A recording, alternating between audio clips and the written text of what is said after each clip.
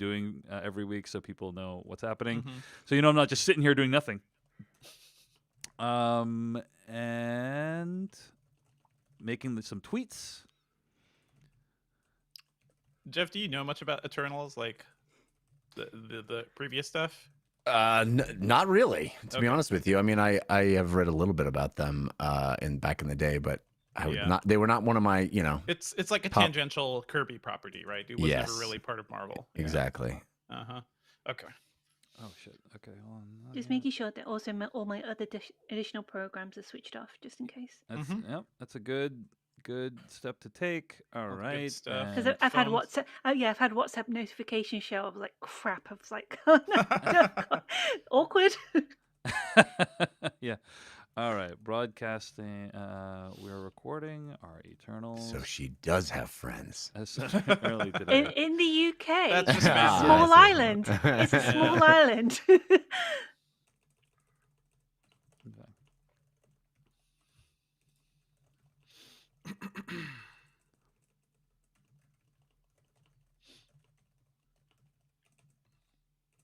I just want to talk about how deeply weird this movie is. So All it's gonna right. be fun. Yeah. there's weird and there's different. There's I like to different, think it's different. yeah. Oh, and one last thing before we begin. Chloe Zhao. Chloe Yes. Zhao is how Yeah, it's pronounced. okay. Right. All right. You tell me. You've spoken with her, Katie. Is that how she pronounces her own name? I didn't really use her surname, but I think that's the general consensus. Yes. Chloe Zhao. Okay, great. All right, here we go. So I'm about to hit start recording. I'm going to give a countdown of 3, 2, 1. Then I'm going to introduce everything, and we'll be off to the races. Okay, so here we go. I think the stream is functioning, right? Can people hear us in the stream? I think so. Yeah. I don't know. Sorry, We'll check, I we'll wasn't check. talking. I wasn't asking you, Katie. Yeah.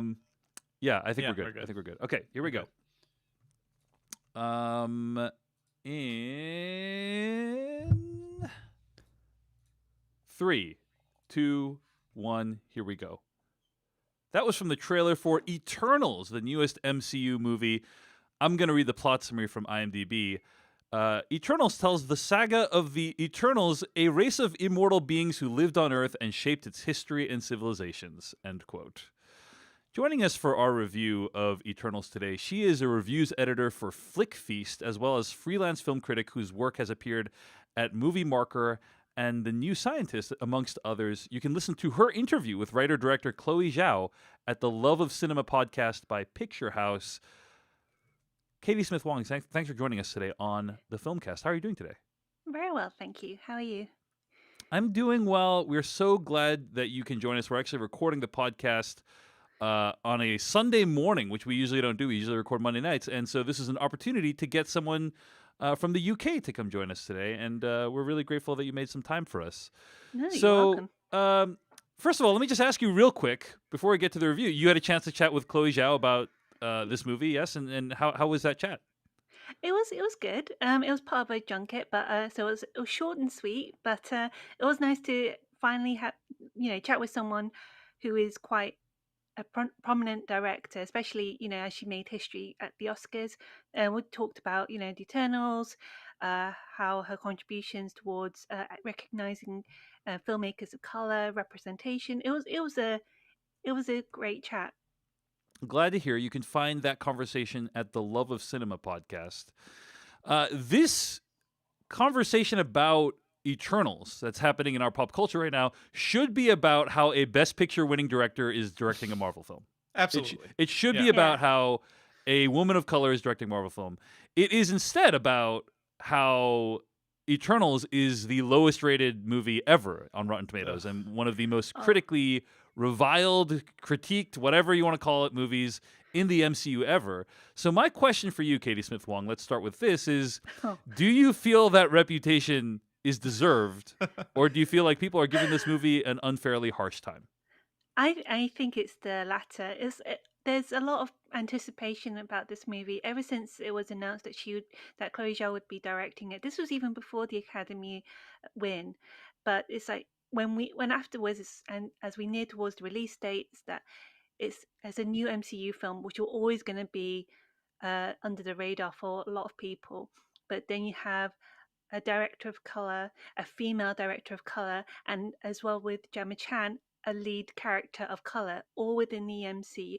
Well, a female lead character, sorry, within the MCU. Everything there, it just hypes up the anticipation. But there's just my initial thoughts is that it's very different to the other films in the MCU. I would like to say that, like to use a very English term, it's a Marmite thing. You either love it, you hate it. Oh, love me some Marmite. Yes. I think the best. That's how I would really describe it with my my friends. That's It's- a it's pretty kind great of- pull quote. That's a Yeah. pretty great pull quote. The Marmite of movies. I like that. Put it on the poster, Marvel. It's kind Oh. of bitter and acidic, and it spreads well on toast. You know.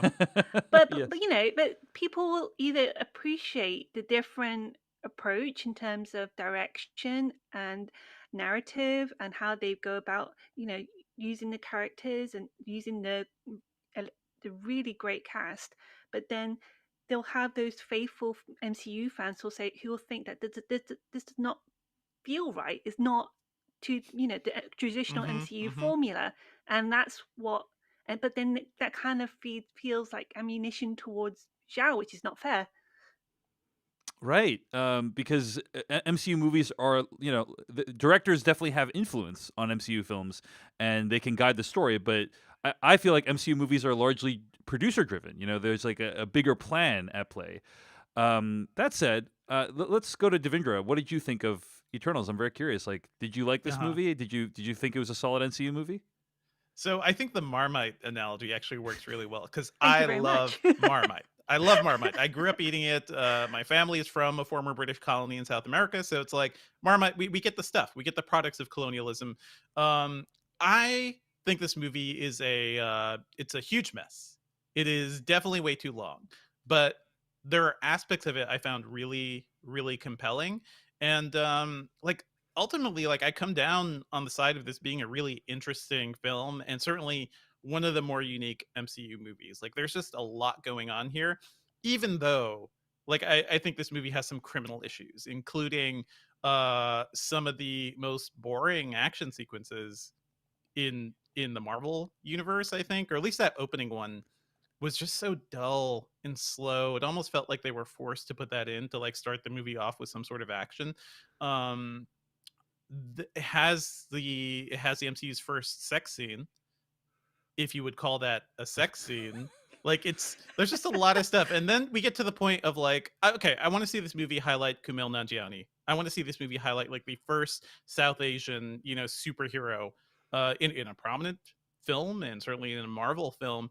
And there's stuff we're going to talk about at the end, but you get a glimpse of a Bollywood sequence in the trailer, and my God, just so boring. Just like, did you have 1 hour to just look at some choreography and kind of rehearse that? Like there are so many aspects of what this movie does that feel kind of a letdown and kind of confounding. It stars some of the most beautiful film stars we have around right now, and some of the biggest stars like Angelina Jolie and Selma Hayek. They're barely in the movie, and I feel like a lot of that is on purpose. It almost feels like Kevin Feige collected this huge team, this Avengers of stars, to make this movie an ultimate success. And it is fascinating to see like who Chloe Zhao ends up focusing on, like the people who aren't the big stars, including one of the youngest cast members. There is a really interesting conflict of like her style and the MCU house style, I think. I found a lot of it beautiful, but there were certain things. I think the first act of this movie really felt rough to me. I hated the what are the bad guys? Deviants? Yeah. Deviants. I hated it. Like you see glimpses of them in the trailer. I'm like, guys, we've all played every single science fiction game. We've seen every single science fiction movie where these weird tentacle like dog-like monsters appear. They're boring. I don't want to see cool people shoot CG pew pews at these boring monsters. But it turns out the movie is not really about them. And I find that fascinating too, like where it goes. Yeah. This Which movie we'll is talk really about in spoilers. Yeah. We'll talk about that. This movie is about hashtag family, and I appreciate a hashtag family exploration among immortal beings, and I found that all really interesting. I almost feared I was doing the Jeff Kanata thing of seeing a very long movie way too late at night.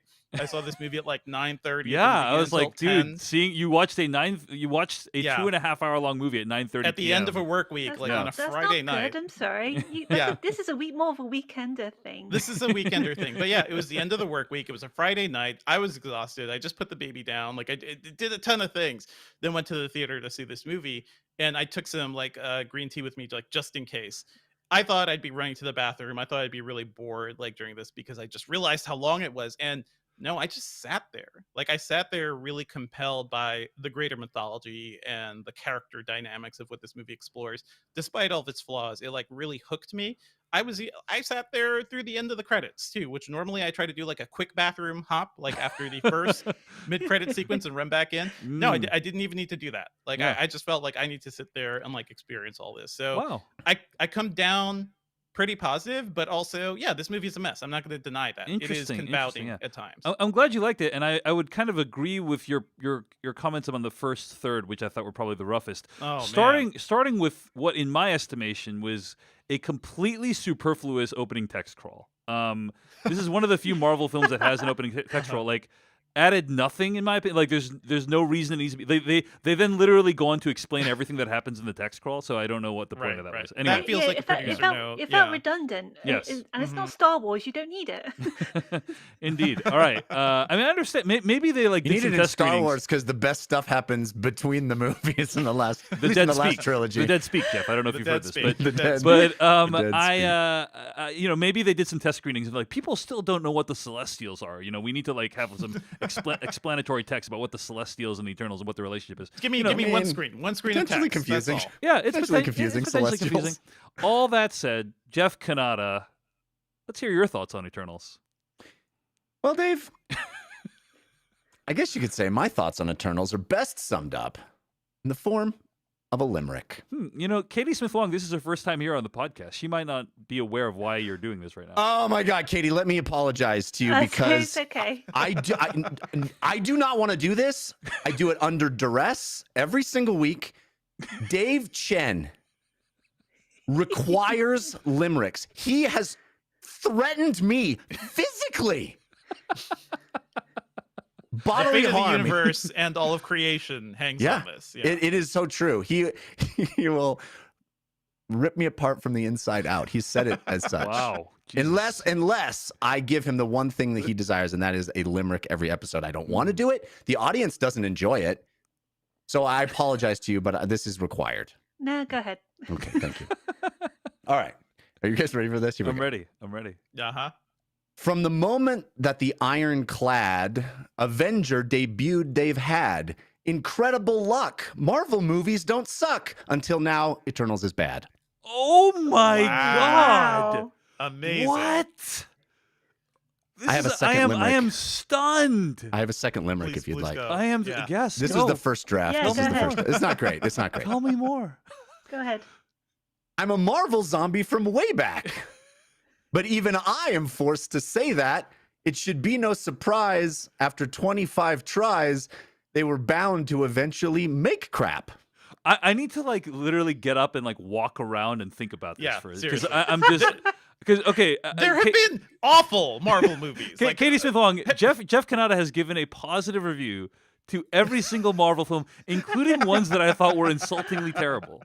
Even Thor: The Dark World. Yes.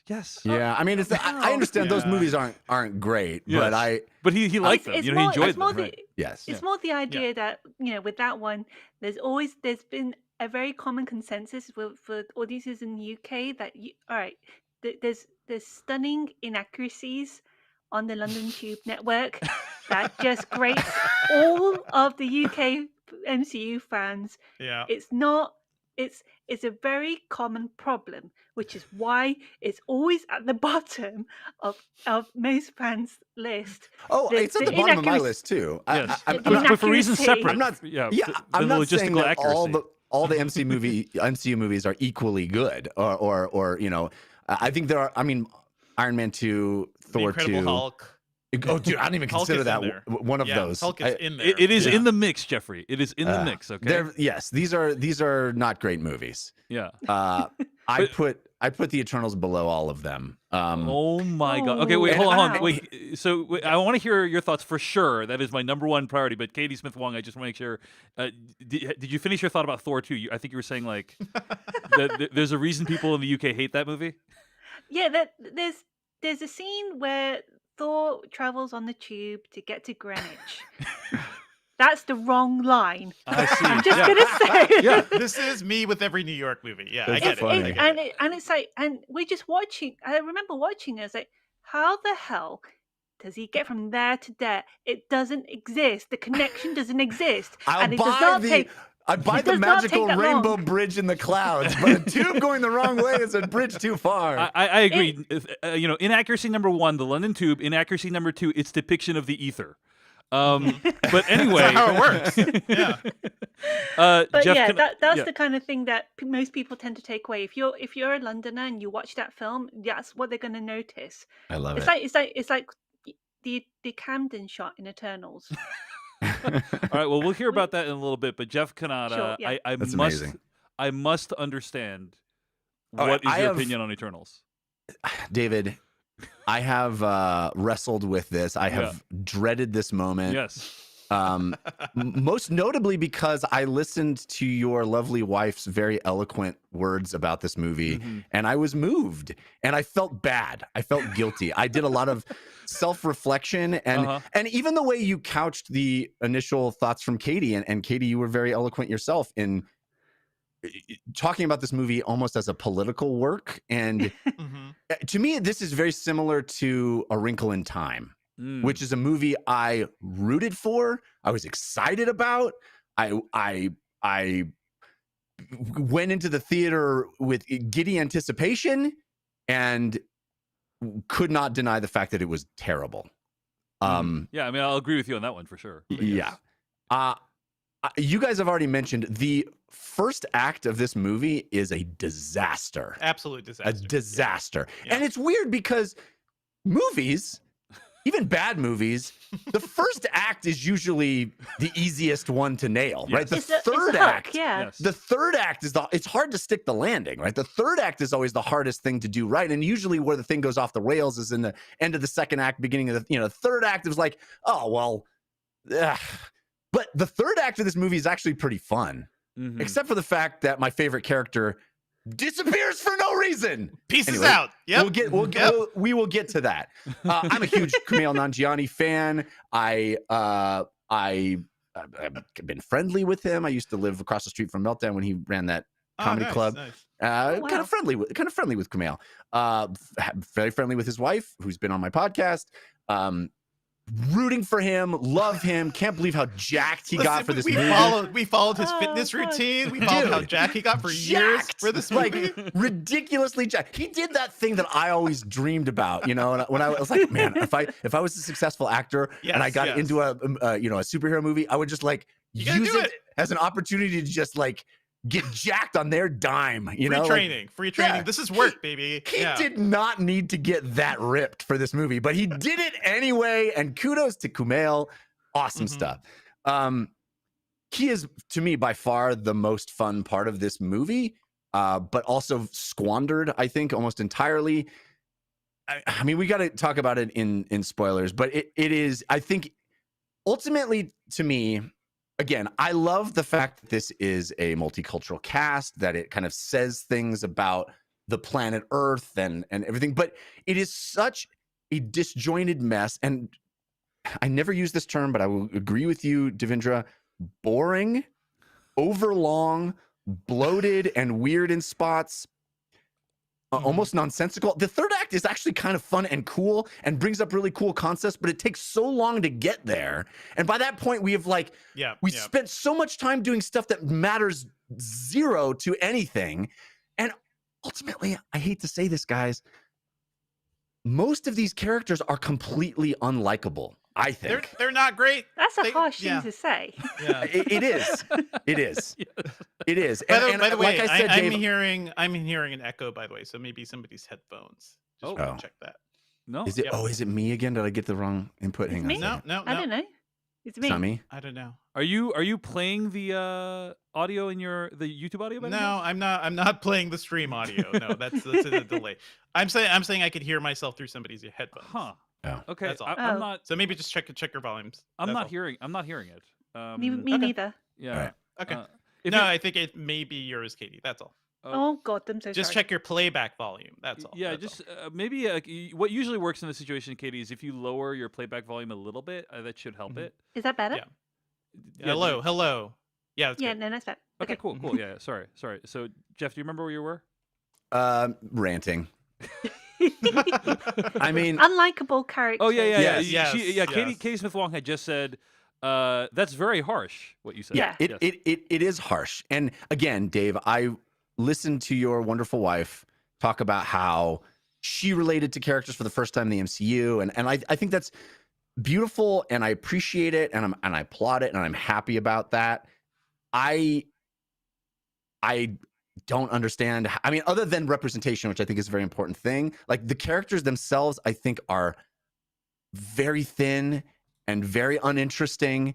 And there's weird, like the concept of an immortal being that is around forever Mhm. and then like gets a boyfriend for like Sure, it's just why not? it just all of it never none of it makes any sense. It feels like weirdly pedestrian in the context of this like big grand cosmic tale. It's so clunky and told so I mean, it is straight up boring, and I was cringing at parts of just how wooden and again Not all the actors are on the same level, I'd say. and Yeah. some of them have a There's lot an of heavy imbal- lifting to do as Yeah. far There's, as like there's an imbalance on how they're used. yes And I Mhm. think the plot doesn't really help with that because it meant that certain characters were overshadowed by everyone else. And it just, considering how big this ensemble cast is, I thought that was a bit unfair, especially as most of them is their first time in the MCU, and Yeah. and Yeah. also they have varying degrees of recognition outside of in the other projects.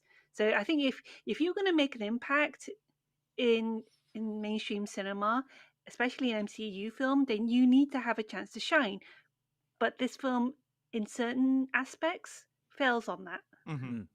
I think you could cut 40 minutes out of this movie and not lose anything. I think you could cut a bunch Yeah. of the characters too, and not Yeah. really lose much. Like there is so much going on here that I really enjoy, but it also like speaks to, I don't know, the sort of like cultural, what's the word? Like the cultural like everything feels kind of the same too. Like this movie has two actors from Game of Thrones, Robb Stark and Jon Snow, and they're spending the entire time talking about a character named Cersei. Yeah. It's almost seems like our culture. Like we got nothing else. We're just Yeah, reusing nobody, the same uh, things over and over again.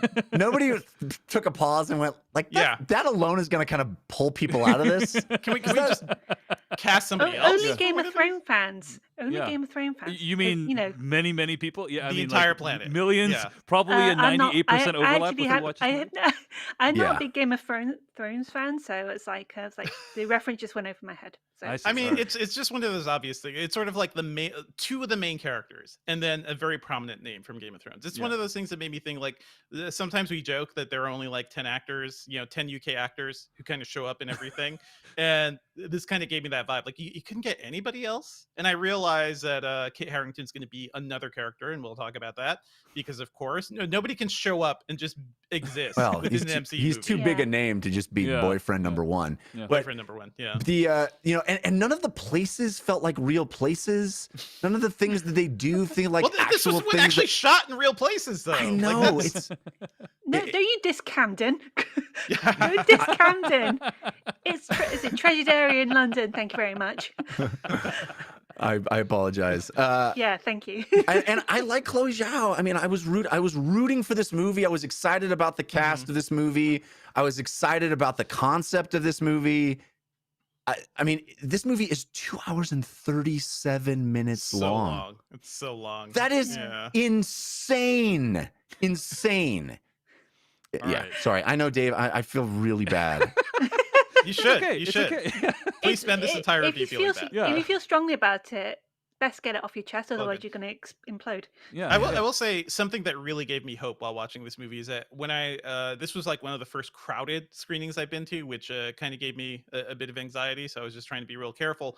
But I was, there were some bros near me, and bros with like the heavily cologned bros, and they were just really into it. Like they got up by the end, was like, dude, I like that. I'm like, you know what? Yes, this is progress for the MCU. Like let's let the bros have some weird cinema in their lives. This movie gave me a lot of like David Lynch Dune vibes in terms of just how weird it is at times. And also like how bad certain aspects of that movie are. I feel like this movie will kind of like exist in a more cult status in the MCU compared to a lot of the other ones, which I just feel are bad throwaway films. This movie makes a lot of mistakes, and I'll be the first to talk about them here. But I think the broader things it does that are interesting, I don't know. I found that kind of cool, but we have a lot of stuff to talk about. All right, I'll share a few thoughts and then let's get to spoilers. Let me share with you my experience watching this movie. Going into the theater, I've already been reading like some very negative buzz. I think at that point the Rotten Tomatoes was still in the 70%. Like it was because it has basically gone like steadily downward as time has gone on. So the tomato meter score was like in the 70s still at that point, I think. And I am a person that has made YouTube recap shows about WandaVision, Falcon and Winter Soldier, Loki, and What If. Okay. WandaVision, pretty good, but the finale was disastrous. Falcon and Winter Soldier, a colossal waste of the time of everyone involved. Loki, decent, interesting ideas, but basically ends up being a huge commercial for what's coming next in the MCU. People in the comments on my YouTube section have actively told me, please stop recapping Marvel stuff because you don't like it very much.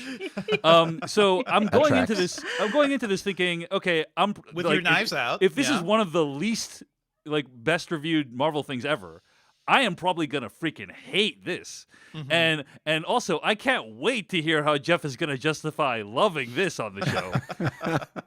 I watched the movie. I'm like, not only did I like it, I actually thought it was great. And I'm thinking to myself, and therefore, by transitive property or law of thermodynamics number 2 or whatever the fuck, Jeff Kanata is going to think it's even better than I think it is. It's true. Can I pull back the curtain just even a little farther, Dave? Yeah, go. Because there was a text exchange of trying to get. We were figuring out who our guest was going to be. Super glad Katie is our guest, but you were talking about some names of people that maybe trying to find someone that liked the movie to bring on as a that's not how I would describe my mission there, but yes, I wanted to bring on a guest that wouldn't make you feel actively terrible. How about that? Yeah, and I'm sitting there going, I know that I hated this movie. And Dave is so worried about like me not being the only one that liked it, and I'm just sitting there going, "Oh, I feel so bad." That... because Don't feel bad, yes, now honestly, that's good to don't. know. Now but yes, it's good to know now. No longer will you ever regard my feelings in any way at all. Yes, indeed. I mean, but it's for further pulling back the curtain. Like, I think it's important to you, Jeff, that we not know each other's opinions. Yes. On the movies before the review begins. Yes, right? Very, very important in my opinion. Yes. Which is hard when somebody posts TikTok reviews of their. We've never said that was a hard and fast rule because I tweet about we my tweet thoughts about sometimes. things. I mean, we try not to pay attention to each other on that's the main thing. We used to be really stringent about that on the Totally Rad show. I remember it was that. to the point of like ridiculousness. Where Wait, you guys would take a really crazy concept of viewing pop culture and stretch it a bit too far? Huh, amazing. It's shocking, isn't it? A few quick thoughts on the movie. I mean, I just am baffled at how anyone thinks this is like the worst MCU film. There are because just by sheer dint of its ambition, which the time scale of a normal MCU movie is like 3 weeks, right? Sure. And the time scale of this movie is like 5,000 years or whatever, right? All of it's existence, like, basically. right? And so, all of human existence, basically. And so it's like, just because of how ambitious it is, I give it like kind of points for swinging for the fences, right? Because okay, yes, but therein lies very big problems, right? Yes. I mean, yeah, you literally have a group of people who are super-powered protectors of Earth who are like, let's just sit out the Holocaust. Let's just sit out. Let's sit out Thanos. Let's sit out like every single MCU. Yeah. Well, I don't know if you guys That's the heard. thing that got me. Yeah, because like Yeah. this group is supposed to be like super powered beings, yet they have to just stand by nonchalantly with everything awful that could be possibly happened, I and think be that expected to be okay with it. Yep. I That's think we'll one cover of that the. more later on, but it's We're just here like we're here to fight tentacle dogs. We're That's the the extent of our. only the tentacle dogs. There's Please. only thing that is of harm to these people, to the whole of mankind. We are okay, but with natural disasters, nah. It's Yeah. just like it doesn't make sense. It's a bit of Or- a tough pill to swallow, I think. Yeah, and I even mean, we'll talk about this in spoilers, but there are characters who disagree with this overall mission, and I feel like there's no reason those characters shouldn't have popped up and been like, "Hey, we're also trying to save you guys. We're a whole other thing." You know? I guess I feel like, they run into this difficulty in the MCU anytime they try to introduce like a godlike power, right? And so you basically, as an audience member, have to just accept it. In my opinion, like I understand if people have an issue with it, but it's like, what are they? Are they just never going to introduce any character with godlike powers ever? Because then it's like, then there's no plausible explanation for why they were here the whole time and didn't do anything. So they have to come up with some cockamamie BS about how, we were only supposed to interfere when deviants were involved, and it's like, put them in stasis. Yeah, I mean there are creative solutions. Anything. There are Yeah. creative, and or or don't like with Captain introduce Marvel, scheduling problems. That's where Yeah. scheduling yeah, problems. issue is. Yeah, yes. Or I mean, the central concept behind these. I mean, they're called Eternals, right? The whole central concept is we've been here the whole time. So I think we got to figure out a better solution than they're not supposed to. And also, and we'll get to this in spoilers, but the explicit reason for them being on Earth at all makes no sense in the context of that explanation. All right, Absolutely, let's get to absolutely. spoilers. But I'll just say that I appreciated the timescale, love the cast. Yep. I actually thought the powers and the way they're executed was really cool. I agree Except that the Kumail opening. gets finger guns. I agree Finger that the guns. opening action sequence was rough because when you're watching it, you're like, the CG is not looking great, and also I don't understand bad. what anyone is doing. Like, Well, the what- choreography is bad. There's no tension to it. Exactly. It's yeah, just yeah. like, I agree. The opening yeah. was not great, but there is at least one other action scene in the movie that I thought was genuinely very good. The finale Wait, one and, is and then pretty it's solid. and it starts with like this prehistoric man, child, seeing their parent wiped off the face of the planet. Yeah, No kick off reaction to that. Zero Well, reaction. how are you supposed to react? yeah, Honestly. I would react. Right would- after that, though, he sees gods flying down. yeah, he He's sees like, God's okay. flying Yeah. in, Jeff. There's so a lot. he's He's got- It's like, taking it a it's lot. like, that Take happened this and then knife. this happened. There's no Yeah. time to react to either one. Yep. Also, he's take right. this bronze knife, which somehow kickstarts the Bronze Age for humanity. I don't know how any of this works. Yeah, that makes sense. Please. That Yeah, tracks. yeah. So okay. clunky. I'm sorry, go Anyway, ahead. anyway. Restrained. So and I thought that it's obviously playing with these huge ideas, and in my opinion, it manages to combine some of the best elements of Chloe Zhao's work with the MCU. I know people don't think that marriage worked out very well, but for me, it's like, oh wow, they're actually like this movie actually takes a beat to like try to appreciate like these scenic vistas and nature and like all these other things that we know from Chloe Zhao's movies, which are very meditative and kind of barely have any plot. And so I thought it was kind of a good sort of combination that worked for me. Understood if it didn't work for other people. Okay, let's get to spoilers because there's a lot more we have to discuss. So spoilers for Eternals starting right now. Now you're looking for the secret. You're gonna see this coming. No, But you won't find it because, of course, you're not going to see this coming. you're not really looking. I have been Puzzling over how it works. You don't really want to work it out. I have been dying to tell you. I want to tell you my secret. You want to be fooled. All right, let's talk about spoilers. Jeff, why don't we start with you? Because I think you had some big issues with the final act and how they jettisoned Kumail's character, right? Oof, man. I mean, tell me how they just. Sorry, doesn't guys. show I have up. to go to my other planet. I guess.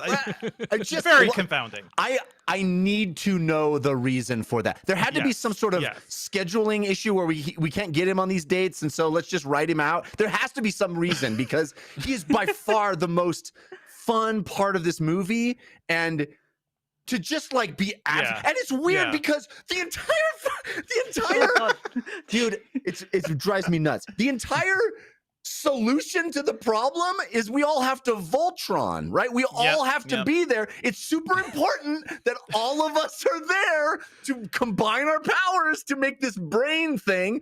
But wait, isn't there like one dude very specifically missing? Don't think about that.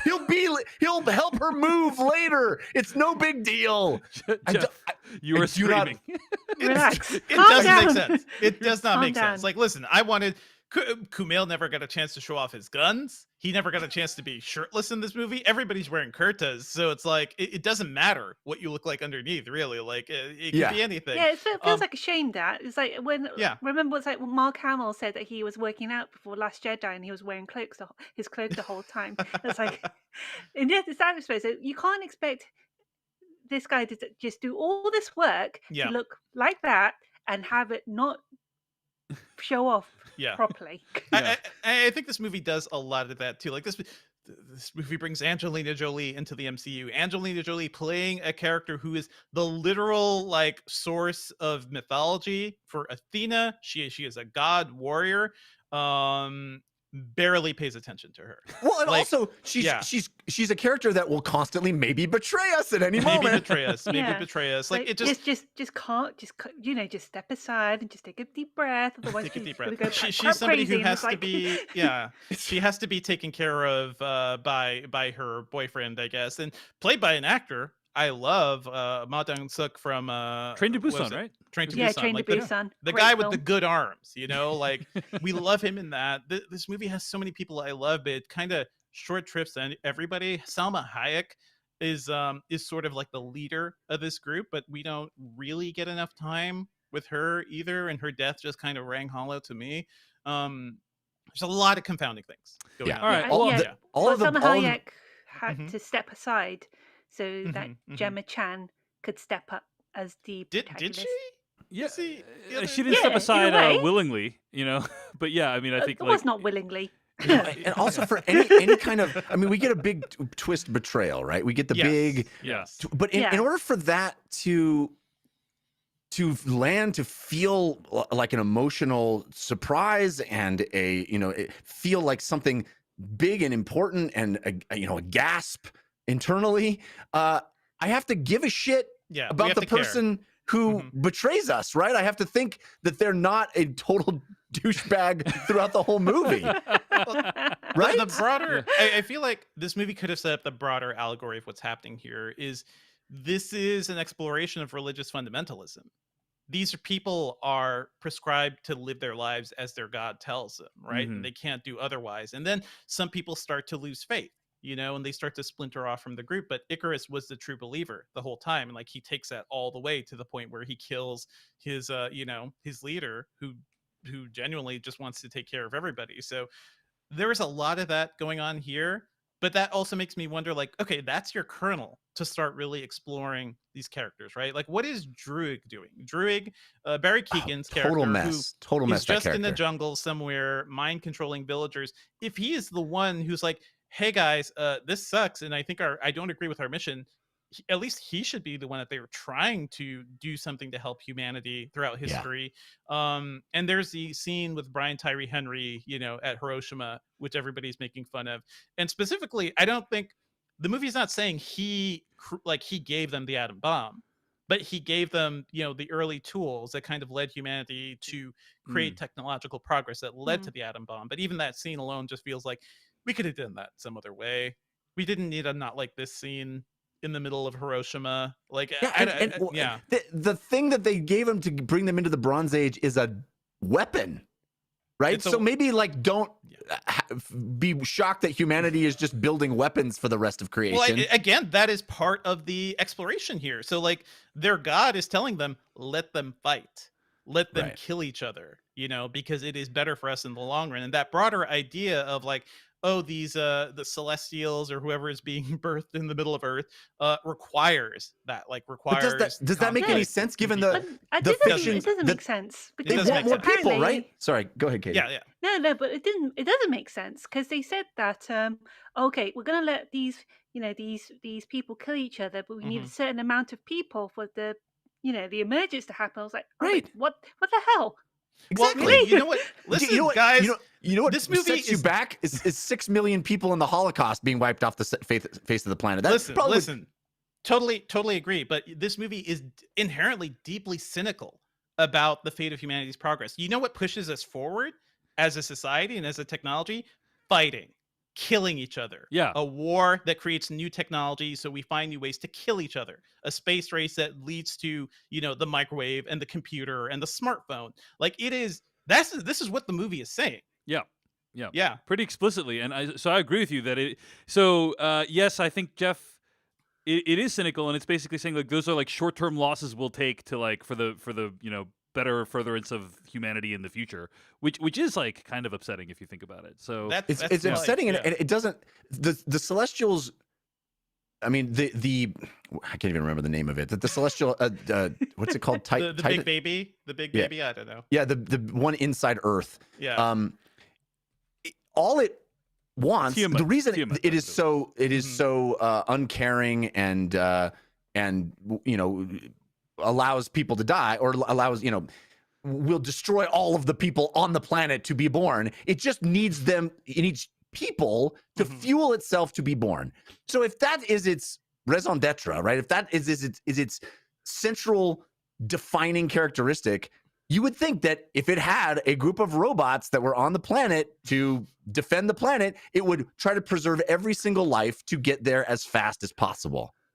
It makes I mean, no Jeff, sense. we just explained like why. No, I that- understand from the yeah, movie's yeah. perspective, but not from the That's Celestial life. perspective. That's reality of what has happened to human civilization. We are a society built on killing each other and only progressing because we found better ways to kill each other. And the society that's killed more people ends up dominating and bringing their technology everywhere. Like I write about technology, and I know like this is it. This is sadly what we are.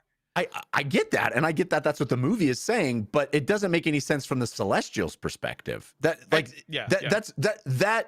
the idea that you kill a few people to have a lot more people be born doesn't make any sense to me in the sense of like I just want to burst out of the planet as fast as possible. Yeah. Well, maybe.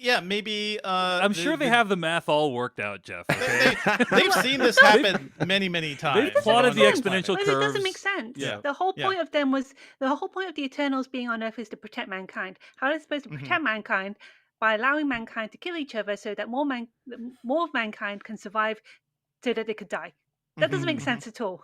Yep. Yeah, yep, no, I agree. sure. And the whole thing is like, okay, these deviants are there, and they could possibly kill enough people that it would set back the Celestials. So we got to put the robots there to stop the deviants. Except for the fact that we've never fucking heard of deviants killing anybody, but we have heard of a lot of things killing a lot Well, of people. Eternals have done such a great job, Yeah, basically, they- of they- keeping down the deviants. That's why we haven't. Right. Okay. So you're okay. saying that unchecked, the deviants would kill more people than the Holocaust. Than the Holocaust, than atom bomb, than Yeah. Thanos. Yeah, I yeah. mean that checks out. I don't know if you Thanos saw those literally guys. Are wiped pretty out- scary, Jeff. Literally wiped out 50% of the population. But these tentacle dogs, watch out for them. Well, I think the mythology that the movie sets up is a little cloudy too, because right, the deviants are there to kind of they were there first to also spur on humans coming on. The deviants weren't there to just immediately start killing humans. Something went wrong with their programming, and then they started killing humans. They're Yeah.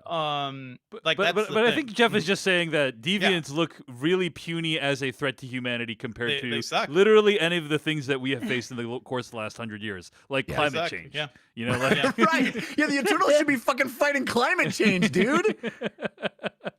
Okay, Oh, man. I will now try to say some things that I thought were good about this film. Okay, and I may fail, but I'm gonna try. I actually, first of all, I thought the the idea of Druig and him like saying, "Okay, I'm going to go off into the woods and create my own little mini community, but I'm not going to cult. interfere with the course of global affairs." The idea of people that could stop something and then don't because they're ordered not to, I think, is really interesting emotional territory to mine. And I do think that it kind of does get to it a little bit, like with the Druig plotline. And so I thought the way that the Druig thing was executed with the eyes and everything like that, all those people like raising their guns at the thing, like all that stuff was really just well executed and very creepy, in my opinion. So I kind of also yeah. it's a character like that being like, oh, I'll just be a fascist. I will just take away free will from everybody to get my own designs. And I think the movie is trying to explore that too. Like you're better. People are telling him you're better than this, yada yada yada. But I agree, and I really like that action scene, territory, honestly. The whole action scene where everyone's kind of using their different powers in different ways. Even Gemma Chan's powers are useful. You know, like she reminded me of like like there's like a Family Guy joke about how like Meg in Family Guy, you know, her ability was like she could grow her fingernails out really fast, right? Like that was her mutant power. She's the sort of like Jubilee in this. Where Jubilee's power, where you make little firecrackers, right? You make little lights. At the end of the day, obviously her powers end up being very consequential and useful. But like even the character herself in this movie thinks that her powers are not very strong. Listen, you guys want to talk about the illogicality of this entire plan by the Celestials? Why shouldn't everybody be Superman? Exactly. Shouldn't all your Eternals be Superman? Exactly. You make one Superman. Make one Superman and one finger guns. Yeah. Well, the godlike beings, shouldn't they have the same set of powers? Yes. Absolutely. Well, the beautiful idea behind it, right, is that all of these people's powers are complementary in some way, and that like each of them make up for each other's weaknesses. Although I guess Superman doesn't have any weaknesses in this version, right? But dude, the craziest, that's a different universe. The craziest thing about this movie, honestly, is that DC Comics exist in the MCU. Yeah. Yes, they reference them. It's wild. That blew my mind. Well, hold on. So before we get to that, there's actually an email I want to read about that. But before we get to that, so I actually, you as the audience member need to suspend your disbelief a shit ton in this movie. I think is really what is happening. Right? Why did the Eternals not fight back against the Battle of New York? And why did the blah blah blah? And I get all that. But why did they not make everyone Icarus? I mean, I think that Of like 14 Icari. Why does Cersei exist? Like her powers. Why? Well, how again? How I does thought that help that. humanity? I thought that the way that she used her powers in that big battle, where she like turns the barn into steel or whatever, that was kind of cool. I was like, a very specific scenario. Yeah, I'm like, David Chen's like leaning forward. Like I could see that being like useful in a battle now. And maybe it's just not practical to construct a Swiss Army knife of Eternal. Like maybe you need each Eternal to have a specific set of skills because it doesn't work out if you do it the other way. Well, listen, we're in spoiler territory now, right? Yeah. So the Celestials are the creators of all life, the creators of everything, and I guess the Eternals are like their role-playing characters, right? They're bored. They just want to have a knight action over figures. here. Yeah, they're action figures. I want to have a knight over here. I want to have a mage over here. I gotta mix it up in these planets. Can't have it be all one thing. They're just We're riffing, bored. yo. They're just riffing. Yeah. We're basically in a large-scale D&D game right now. Is what I'm saying. Yeah. Anyway, okay, so let me just list a couple of other things. I really appreciated the relationship between the Angelina Jolie and that other dude that she was with, the Asian fella. Ma Dong-suk. Yeah. Gilgamesh. Ma Dong-suk, Gilgamesh. Yeah. I that was actually like kind of a touching, I don't know, It's sweet. Friendship between the two of them. It's where, a like, better version of the. There's no romantic like overtones. Right. It just that would be like, oh, will they or won't they? It was just one of those relationships that was just purely based on support, and that was especially because they're quite strong. They don't need that kind of like will they or won't they? Yeah. Suggestion to underline their relationship. To me, by the way, that is deeply romantic. Like to be these Yeah. superpowered beings and all you do is support each other. Like the best relationships are just support. You don't It's ve- you don't even have to have the boring sex scene or even a kiss. Like just be there for each other. And I think they did a good job with that. And there is Especially as they've been around for thousands and thousands of Absolutely. years. They don't need to Absolutely. have that romance at On, all. Absolutely. on that note, actually, I actually think this movie did a better job of these people being around for thousands of years as an idea, like selling that concept, than another very rapturously reviewed movie, The Old Guard, which was on Netflix recently. And I felt like that movie, I didn't really believe. It didn't really register for me that like these people have been around for thousands of years. Like in the Old I Guard. hear you. I'm not And- gonna. I know you'll try to fit in your old guard slander wherever you can, David Chen. Yes, no, I try. I the- try to the fit it in difference is places where I- you can't even see it coming. Yeah, so, exactly. I actually like those characters, Right, Though, right. like that's the ultimate difference But, here. but Like, would you there- agree there's that a this lot. movie does a decent job of like you kind of believe that these people have been around for that long, just because Sure, it sure, shows sure. them in all these different settings as a Yeah, baseline, absolutely. right? I mean, So- yeah, it's a I- much I bigger totally budget got movie. that. Yeah. Yeah. Yeah, but, yeah. Yeah. Yeah. And then You don't yeah. believe so. and then I'll just say, let's see, what else can I say about this movie that's good? I mean, I think that I thought like Lauren Ridloff, the concept of that character is really interesting, and also I like the execution as well. She is so cool. And she has that like a little bit of a relationship with Druig too. Like I like that these people end up having friendships within their families and fights within their families. This entire movie hinges on a Thanksgiving dinner fight. Basically, Mhm. like that's what it all comes Yeah. down to. Like how could you not do what our Lord and Savior tells us? Like that's why we're here. It's a really good way yeah. of putting it, actually. But Yeah. the other thing is just like as a piece of storytelling, I thought it was kind of smart that they made Leah McHugh, who's the actor who plays Sprite. Mhm. She becomes a human at the end of the movie, and I'm like, okay, that's an okay, this movie has 10 Eternals. Okay, so you're not going Too to many, have too many. that much time Yeah. to be able to go through the plots of each one. So You the literally have movies- to have one exit stage right for no reason for your third act. It's true. But so the movie is going to paint with broad brushstrokes, and this one character, she wants to be an actual human. And I was like, okay, I mean, whatever. I don't think you really put enough into the movie to make me believe in that love story. But I get this kind of core desire that we've seen. It's like an archetypal character that wants to be human. Well, And then she is the girl from Interview with the Vampire, or like many other films like that. She is. It sucks. It's great being eternal unless you're eternal as a kid, because you can't do anything. Right. But what I was going to say was that it's clever that they made her human, because then she can go on other Eternals adventures in the future after she becomes an adult person. Also, this actor is going to get older. That's so- what I'm saying. yeah. Yeah, it's like Yeah. now next time when you see her much older, it will make sense. Seriously, he's like, I'm looking at your MCU contract. You're signed for 3 or 4 more movies. We can't keep you young, so I'm gonna just make you human. As the plot demands. Exactly. Yeah. Kevin Feige was like, let's just make her human and let that be like a kind of minor subplot of the movie. Okay, we got this. Yeah. I'm sorry. Go ahead, Dave. We got this email from Tyler writing into /filmcast@gmail.com. Yo, DJD, Dave Jeff Domingo. Mhm. In the Eternals movie, there are 2 jokes referencing DC characters. One about Alfred and one about Superman. What the heck does that mean?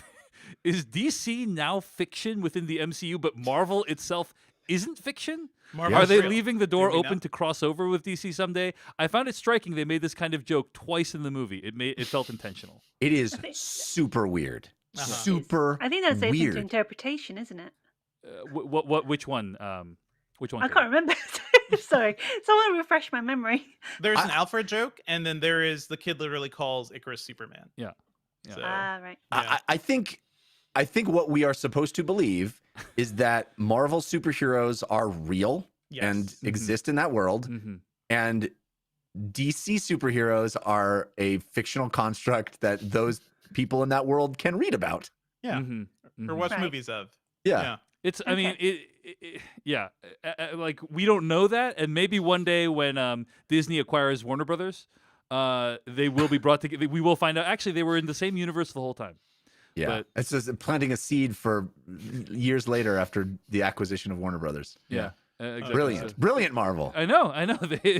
They're gunning for the DC universe. They want to own it all one day. So, anyway, just a thing worth pointing out that it's like, oh, this is the first time. it's one of those things where you point it out and then you realize that there's never been a reference to Superman in the entire MCU, right? Like, Yeah. And it's like, oh yeah, I guess there hasn't been one. It's more like, in the 40s there were like a lot of World War II comic books. Which were like fictionalized telling of things that actual people did in the world. That's how it is. Like there's actual, Thor is a real god who flies around and, but then there's like this company that just thought, hey, we'll just invent our own characters that do that too, because kids might want to read about not the real ones. Yeah. All right. crazy. I want to talk about the post credits, but before we get to that, Katie Smith-Wong, I just want to go to you one more time to see like, what were your thoughts on how this movie ended, and specifically kind of the big sort of CG ending where they kill they freeze the Celestial? Like, did that work for you, or were you kind of like, this is just more Marvel I thought CG it was. nonsense? I thought it took a long time to get to that point, and then when they got to that point, it was like a bit of a flurry to tie up loose ends, to not only tie up loose ends, but to also incorporate everyone's involvement into the big save of the film. Yeah. And so when Everyone but Kingo. yeah. Just fuck that guy. Yeah. Fuck that guy. That guy. So when the end scenes came about, I was just thinking, is that it? Wait, we're just going to be left here? And so, needless to say, when the spoiler scenes do come about, I was a bit like, because there was a huge hoo-ha about them being spoiled prior to release. And so when the scenes actually came about, I was like, holy crap! Because I had not heard or read anything about it. It was a complete genuine surprise. You're talking And about the then- post-credit scenes now, is that right? Yeah. Okay, got it. So the first one, it was a bit like that. The second one was a bit, I think, could have worked better before it. Does that make sense? I would have loved a glimpse of that voice in the Oh second yeah, one. definitely. Especially as I only found out the other day who it was, Yeah. and I was like, I would have wanted to see them. Give me more Blade. I mean, Give me It's a Blade. weird. It's also it is such a weird reveal that he is a superhero that I guarantee you 99.999% of the audience has never heard of. Never heard of Yeah, this. no, never. Yeah. well, never. let me, guys, let's take a step back and remember that 99% of the post-credit sequences in Marvel films are basically garbage. Like they are bad. Except for the first one. Except for the first one. How the dare same guy. you? There is the Yeah. How occasional. dare you? There The is the occasional continuity of the interesting. MCU relies on their post-credit scenes. Thank you very much. They are You know? occasionally Thank you. interesting. They are usually fun, but they are typically kind of like, when you look back, if you were to watch all the post-credit sequences in a row, you would cringe. I guarantee it. Some of them are that's, actively it's- bad. That's It's fine. There are more hits Yeah. than misses, in my opinion. Anyway, but okay, putting aside my objectionable viewpoint there, Yeah. I'm expecting, as long as I'm not actively offended by this thing, it's a success. And so, to me, introducing Harry Styles as Eros, who I guess is Thanos' half-brother, is that right? Yeah. And then Kit Harington is Dane Whitman, who is Black trying Knight. to. Yeah. Black Knight. So Jeff, do you know anything about these characters that you can share with us? Dude, The not King Arthur Yeah. superhero. Yes, basically. The fact that we are this low, this deep in the bench of Marvel characters at this point is like I can't even reckon with it. We're scraping at the bottom of the barrel. Meanwhile, the X-Men, where the hell are the X-Men? Give me some X-Men. We're talking about Black Knight? Dude, I'm shocked that Black Knight as a reveal in a post-credit sequence is like the big. It's so bonkers that's where we are right now with the Marvel universe, where there's like, it's so obscure. I didn't. It's just like, unless you're like a hardcore Marvel fan, I know every single character that Stanley and Jack Kirby had ever created. You're not going to get that reference until someone spoils it. Yeah. You know what people would get though? Is motherfucking Blade. You Yeah. don't have I was Blade. like, So the idea is that Blade Yeah. is the voice. Mahershala Yeah. Ali, who's playing Blade in an upcoming Marvel film, is the voice that's speaking with Kit Harington at the end there, Yeah. right? Give Which me is a also glimpse. Give me a the glimpse weird- of the costume. Come on. it certainly seems to indicate that Black Knight, Kit Harington's Black Knight, will be more involved in the occult side of the Marvel universe, but he's introduced in the cosmic side, which is it's just like we are. They give zero fucks at this point. They're Yeah, like it's whatever. it is full on comic book logic now, and I gotta just give it up for You'll that. watch it. You'll watch it. Pandemic's just ruined the timetable of the whole thing. Mhm. Yeah, I think you just kind of have to bear in mind that we were supposed to see Thor: Love and Thunder now, Right. but now, we have to wait several more months. So we just have Yeah. to kind of have to. I think we just need to no longer expect things on a timetable. I mean, Right. Black Just need to Widow take taught us things that. as we go. This, Yeah. This global pandemic changed everything, which is yet another thing the Eternals could have prevented. Anyway, Well, it does not exist in the MCU, so you know. There you I go. honestly think that They did. the post credit pop, the audience pop, was more for Harry Styles being part of the MCU than Yeah, any yeah, character yeah. reveal Yeah. Marvel wise. That was spoiled in headlines too after really? the premiere. That, So I know. it was And everywhere. Patton How Oswalt. could I how think could that's you awesome do too. that? I'm sorry. It's just Yeah. there's no need for you to spoil that particular news way before anyone else has seen it. It's not fair. I've learned that some people are very excited about this. I was like, oh, I guess I remember him. Sure, okay, Yeah, I think Patton Oswalt as Pip is pretty cool. that's fun. It's fun to hear his voice, start the beginning of that thing, and then Star Fox is potentially a cool character. But again, these are very deep, very kind of goofy level, cosmic characters. I hope they have a better plan than they showed in this movie, because the post credit sequence made me go, oh my god, the Eternals are going to be a central part of this phase. They really are. They're in it. I've never And they're heard you more playing- disappointed. Oh, Jeff. yeah, Like- one I think it's just going to allow other characters to be connected to them in one way or another, like the Avengers will be. Mhm, So mhm. it's just a matter of how the MCU will integrate their Yeah. involvement. I think that scene, by the way, like has pop music playing in the background. So it's like, okay, they're going to be in Guardians 3. Like that's Yeah, where we're maybe. leading to. Basically. It certainly feels that way. I mean, Mhm. Pip, these are Guardians of the Galaxy sort of ancillary characters that much more than. I mean, the Eternals hasn't really been a Marvel mainstay Marvel property either. It's just wild, the breadth of what they're doing. Yeah.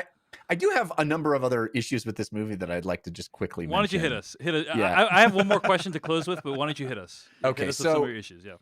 I don't. Maybe I'm the only one that it bothered me, but the idea that we start the movie with Cersei having a boyfriend in Dane Whitman, and then the rest of the movie is basically Cersei and Icarus love stuff. It's a road trip. Those are all flashbacks, though, aren't they? I Like- know, but it's weird. Like Mhm.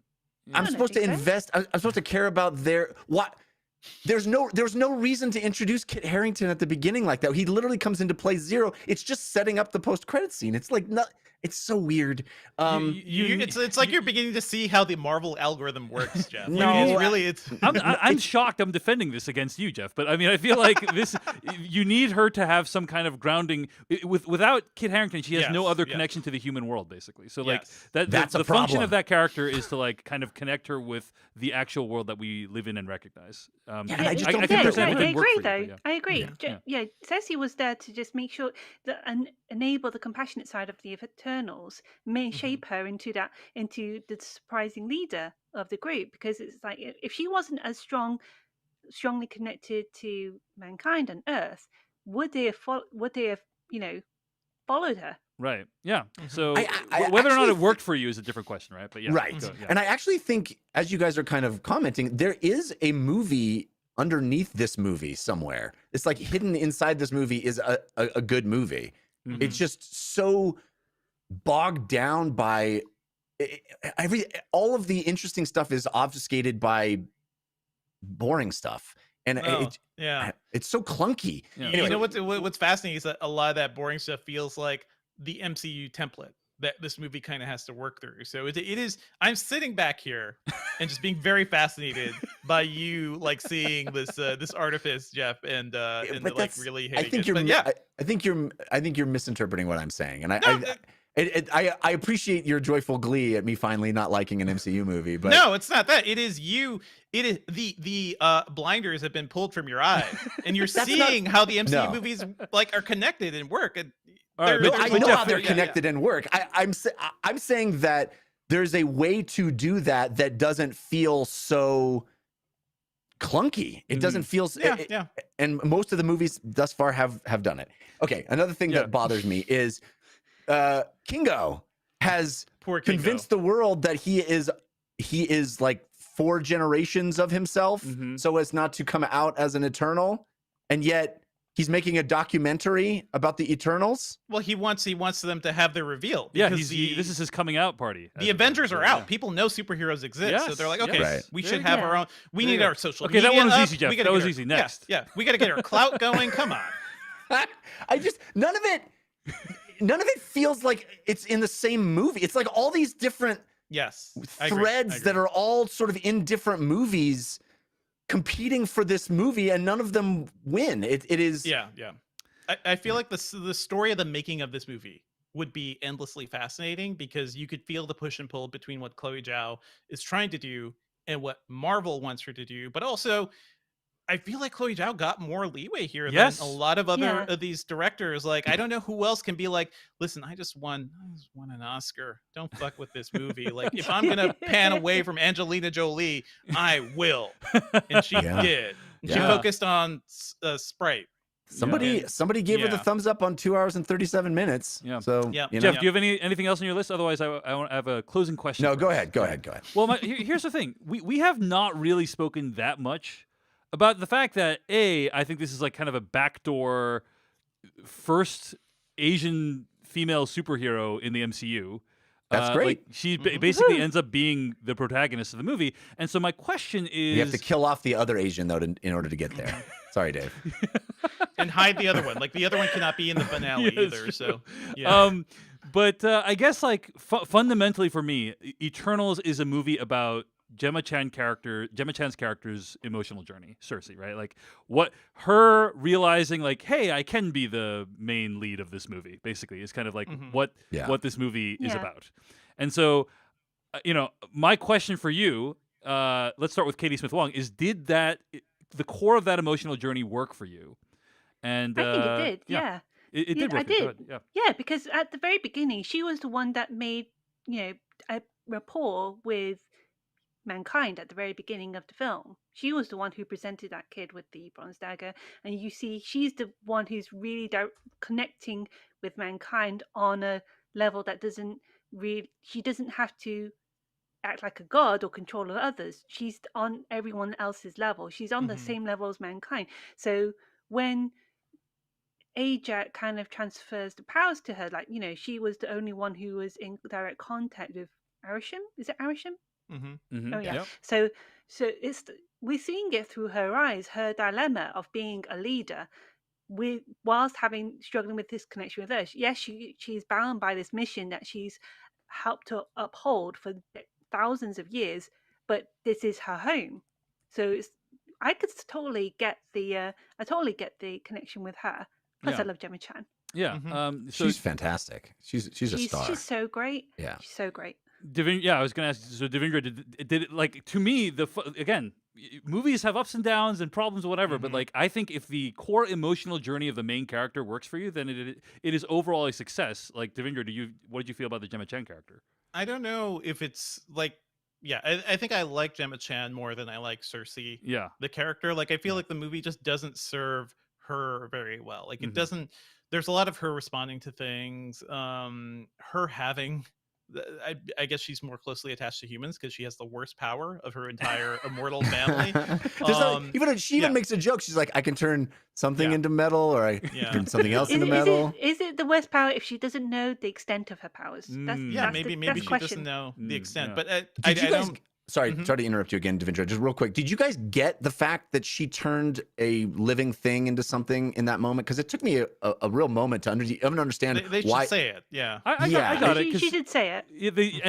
I think the movie conveyed it because everyone was like shocked by it, and they did talk about it a little bit. But I can understand if there's initial confusion about that. Yep. And I mean, the journey of this is her discovering that she has the power to stop the ultimate celestial from being born. I still am confused about what really happened at the end, because she was also like, he lent me some of his power because he wanted to be put into stone. I don't. I don't think he lent her the power voluntarily. Was my sense. I don't know. I don't know how didn't really any get of it. that worked. Yeah. But yeah, I think it's more the ensemble.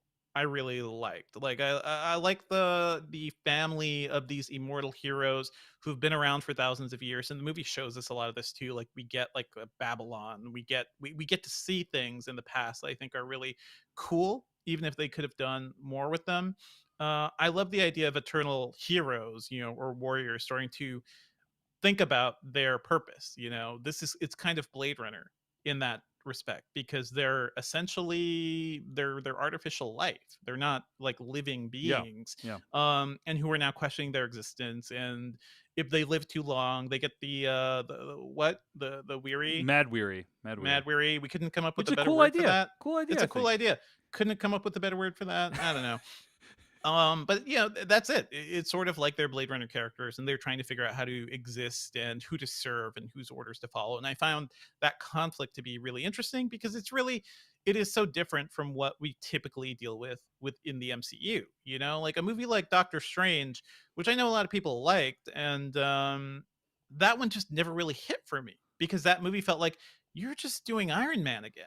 You're doing, the guy who's brilliant and kind of an ass, and tragedy strikes and he has powers and he learns how to be a better person. Like, this movie is at least outside of that template in a way that I found to be kind of compelling and interesting. We have seen so much superhero stuff over the past decade where I'm just like desperate for something a little different. And to me, I think this is different, even though it doesn't always make sense. And there's a lot in this movie you can complain about, and I can fully understand why some people may just outright hate it. I think it may be just too interesting to hate. Maybe that's just me. I'm also going to put this out there. I didn't mention this during the review, but I really loved how the powers were conveyed to the audience.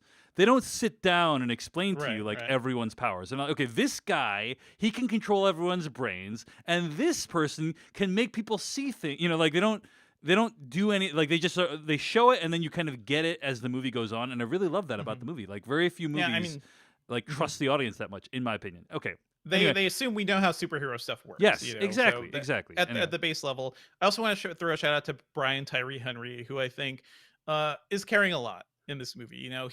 He is the one introducing technology to humans, which ultimately it shows like what the bad things humans can do. He's also the first like openly gay character to be a lead character in a Marvel movie, and they actually get a kiss in there. And a lot of that stuff feels like, okay, it's about time they're finally doing it. I like him a lot, and I feel like he can make even a kind of like a role that hasn't been fully written.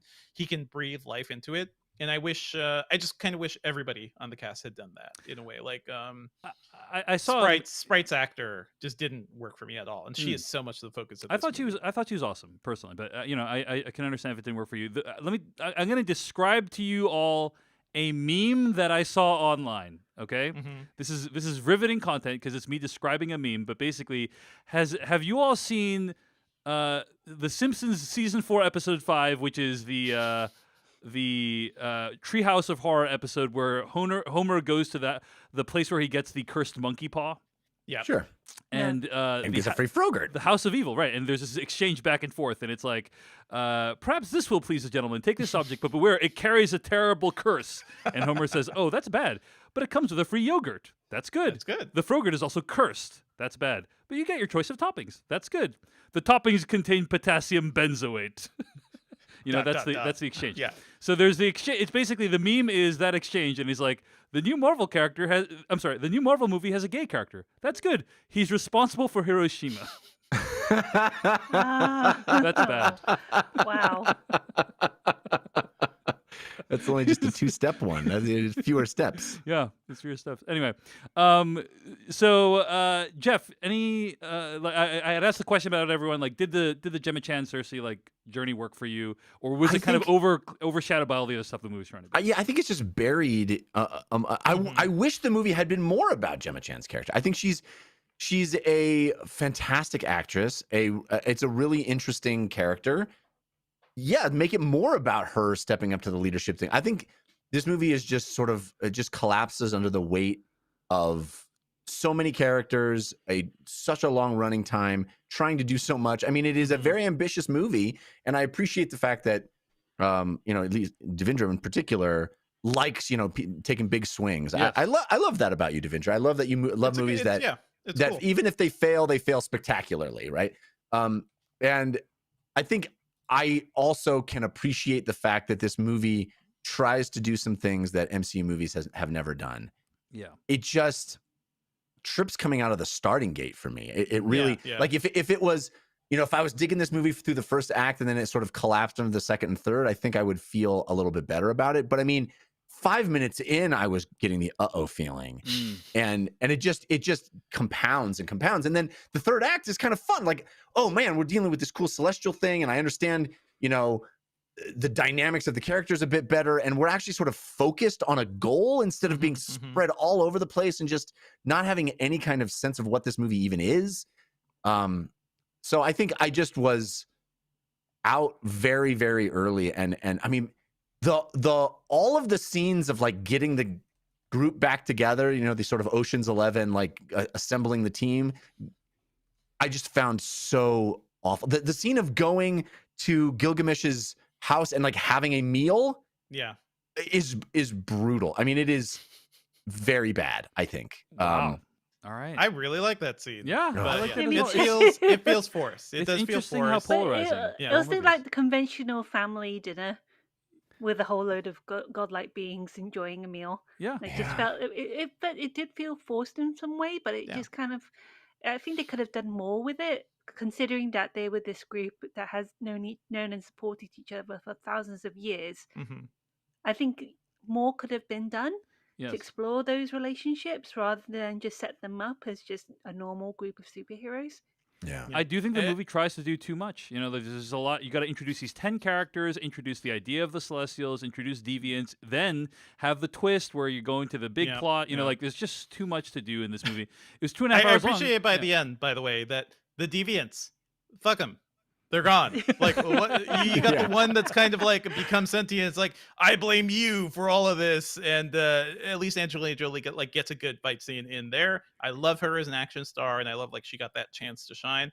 But maybe the fact that the deviants were sidelined so much in this movie kind of pleased me, because my God, what a boring design, and what a it's so boring, do you so dull. Ever believe that those things are like the biggest threat to the planet? They are an existential threat to humanity, Jeff. Yeah. But I mean, I'm going to say one of the last thing I like about the movie, which is that I think that the idea of all the Eternals being part of humanity during a time in human history when there were gods, like people were writing about gods, and we have those myths today. That's really interesting. Movies have done this in the past. I refer you to, for instance, Transformers: The Last Night, when we found out that Transformers were part of the Underground Railroad and fighting the Nazis. Yeah, and King Arthur and such. And King Arthur. Also the Old Guard, but yeah. Yes, Transformers and Old Guard have a lot in common, I would argue. Yeah, but I mean, I think that's what we are supposed to think about these characters. That's why their names are these names that are part Thena of and Icarus mythologies. Wrong. Yeah, exactly. And I like the scene of that really struck me the most was when Sprite was kind of narrating kind of components of human history to people in the crowd, and kind of just casually using her powers, and just reflecting on the idea that maybe there was a time period, if these characters existed, where they just openly used their powers, and it was kind of understood. Who's going to tell? Right, exactly. There's and no so internet. and then that as time went on, deviants went away, and then they kind of didn't use their powers anymore, basically. But that's also a more interesting movie than this one. This movie sort of hints that maybe that might be the case, but it doesn't. That's an interesting movie too. At everything. I think my point is it's hinting at everything. It's hinting at all these really interesting ideas. And because it seize on any of them. One could argue, I guess for me, I'm grateful that it was hinting at all those things that were interesting. Because this is more interesting stuff that's hinted at than I get in a normal Marvel film, personally. So anyway, at the end of the day, it's still really impressive that Chloe Zhao made a movie. Indeed. And I'm glad that we were able to have such a spirited debate about it. But let's wrap things up.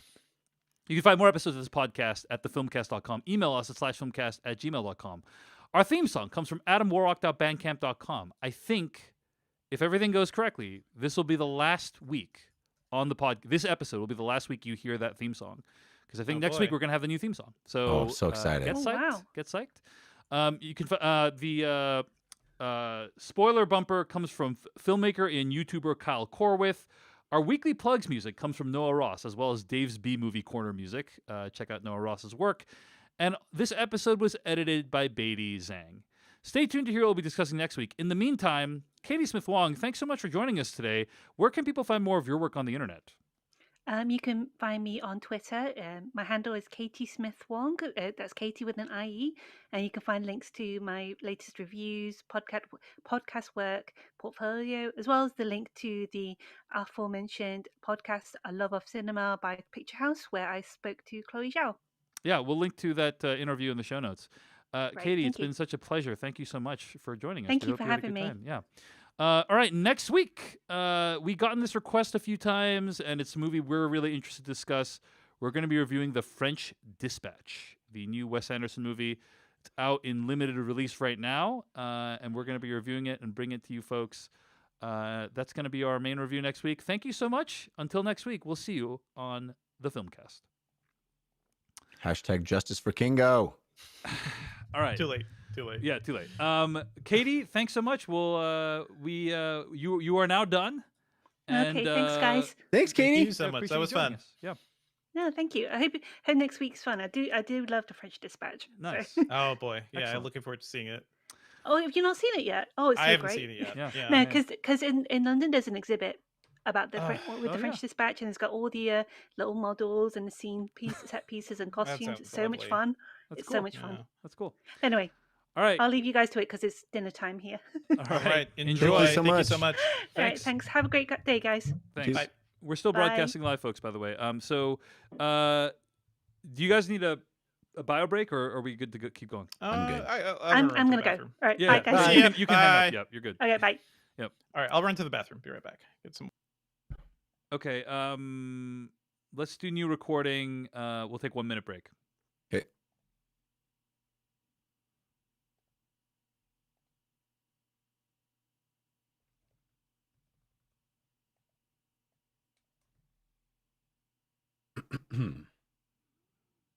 You're not taking a break? You're still here? No. Yeah, I'm here.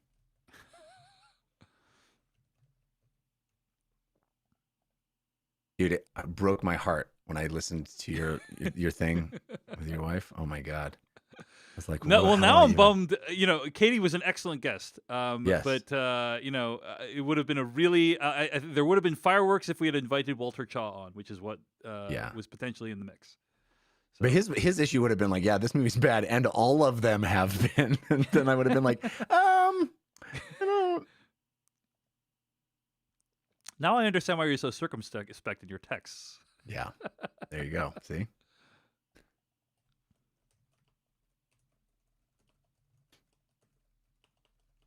Did you know where my limerick was going from the beginning?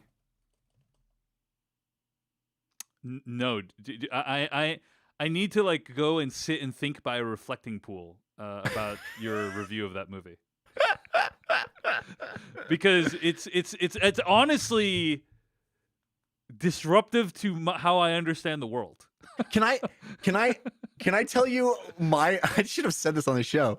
My experience is almost exactly the inverse of yours, where I left Eternals and went, finally, I'm going to be able to relate to Dave and Devindra on a movie. Finally, we will all You agree liked that movie least out of the three of us. I know.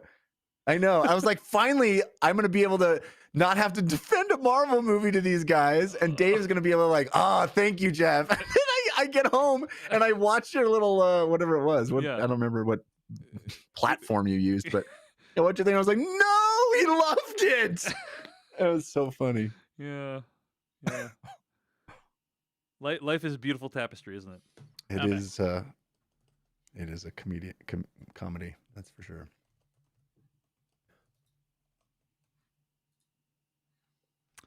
All right, we ready to go? Yeah. Okay.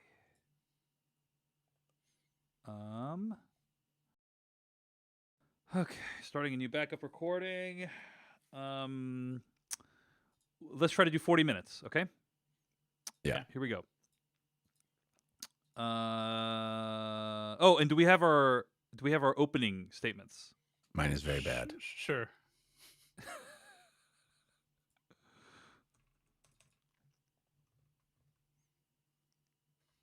I don't have one. So give me a second. Oh, Give a me twist. The shoe is on the other foot. Okay, hold on.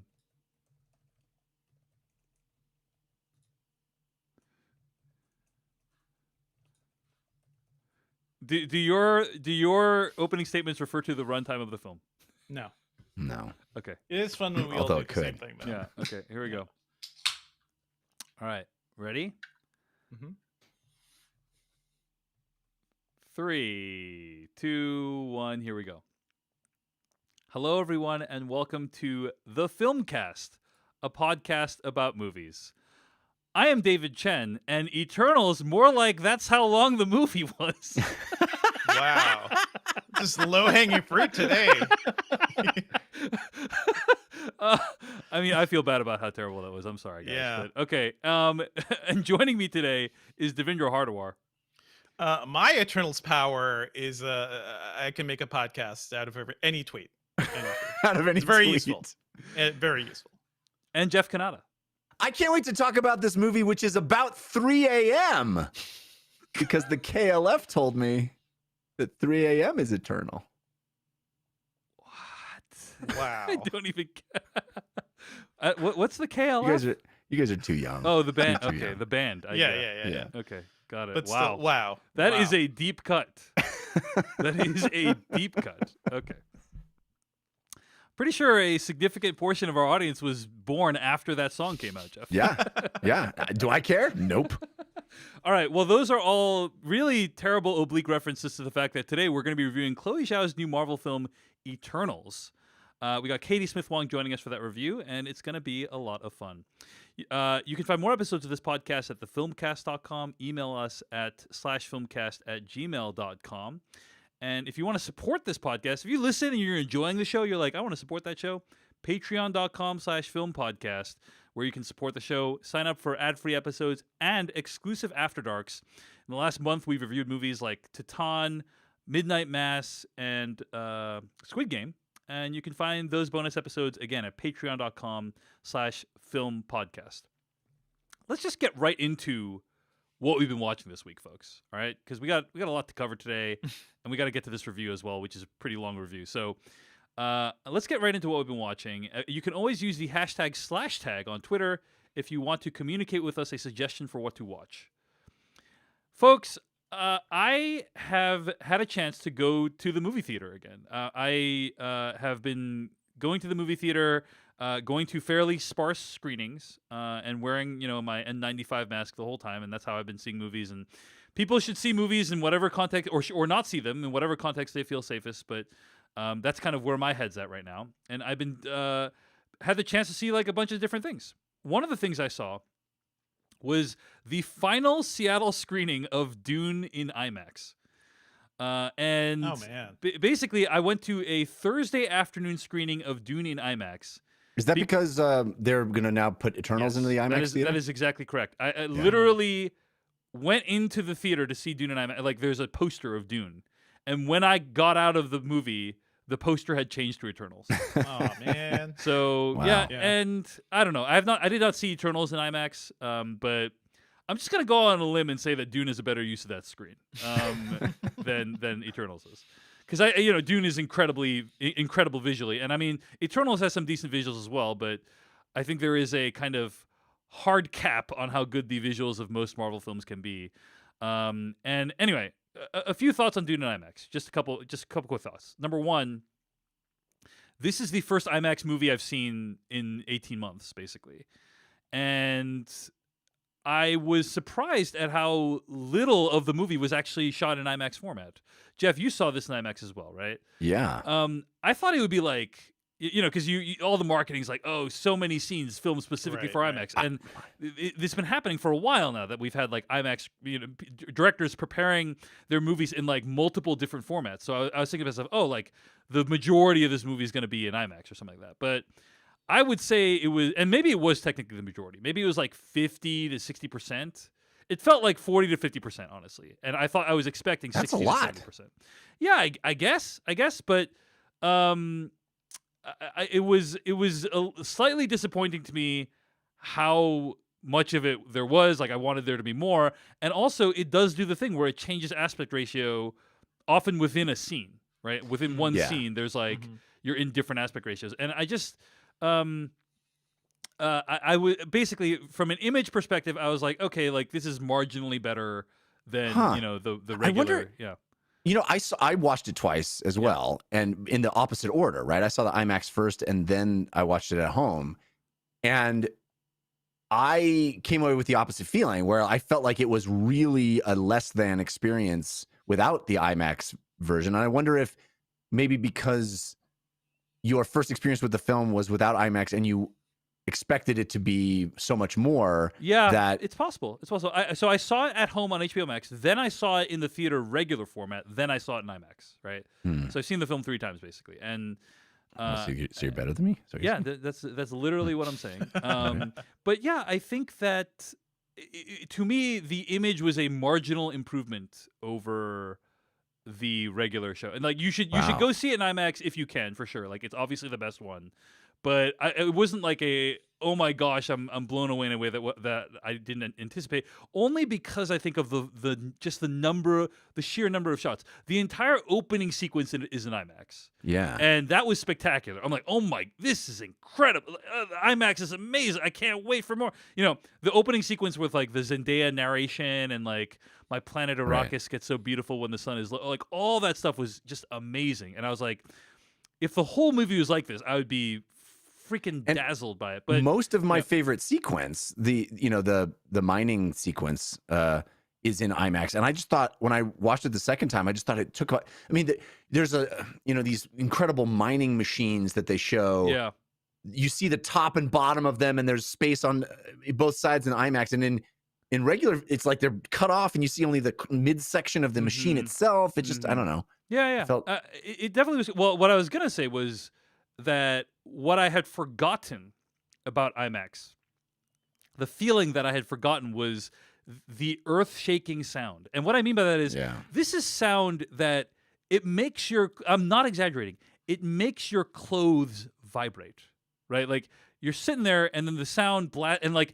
I literally feel my clothes vibrating. Like that's how And it does that without the transducers in the seats, Correct, which the correct. Dolby Atmos There's nothing in the theaters have. seats. It's just yeah. the power The of power subwoofer. of the sound, and Yeah. so that alone, in my opinion, kind of makes the experience, because you won't understand as much of the dialogue, but just like the Your clothes immersiveness of will. the experience. Yeah, Your clothes understand the dialogue. your clothes. That's right. Yeah. So the two things you should do if you want to go see Dune is see it in IMAX and wear baggy clothes. Yes, that's 100% accurate. Or And go naked. Just let your body Yeah. feel all of it. Then something else will vibrate. That's also the point. I also just want to express some disappointment about the fact that like Eternals has taken up all the IMAX screens, and I think Yeah. we are seeing all these big movies get stacked together now, right? And like they're going to be competing for the same screens, and that's a huge bummer.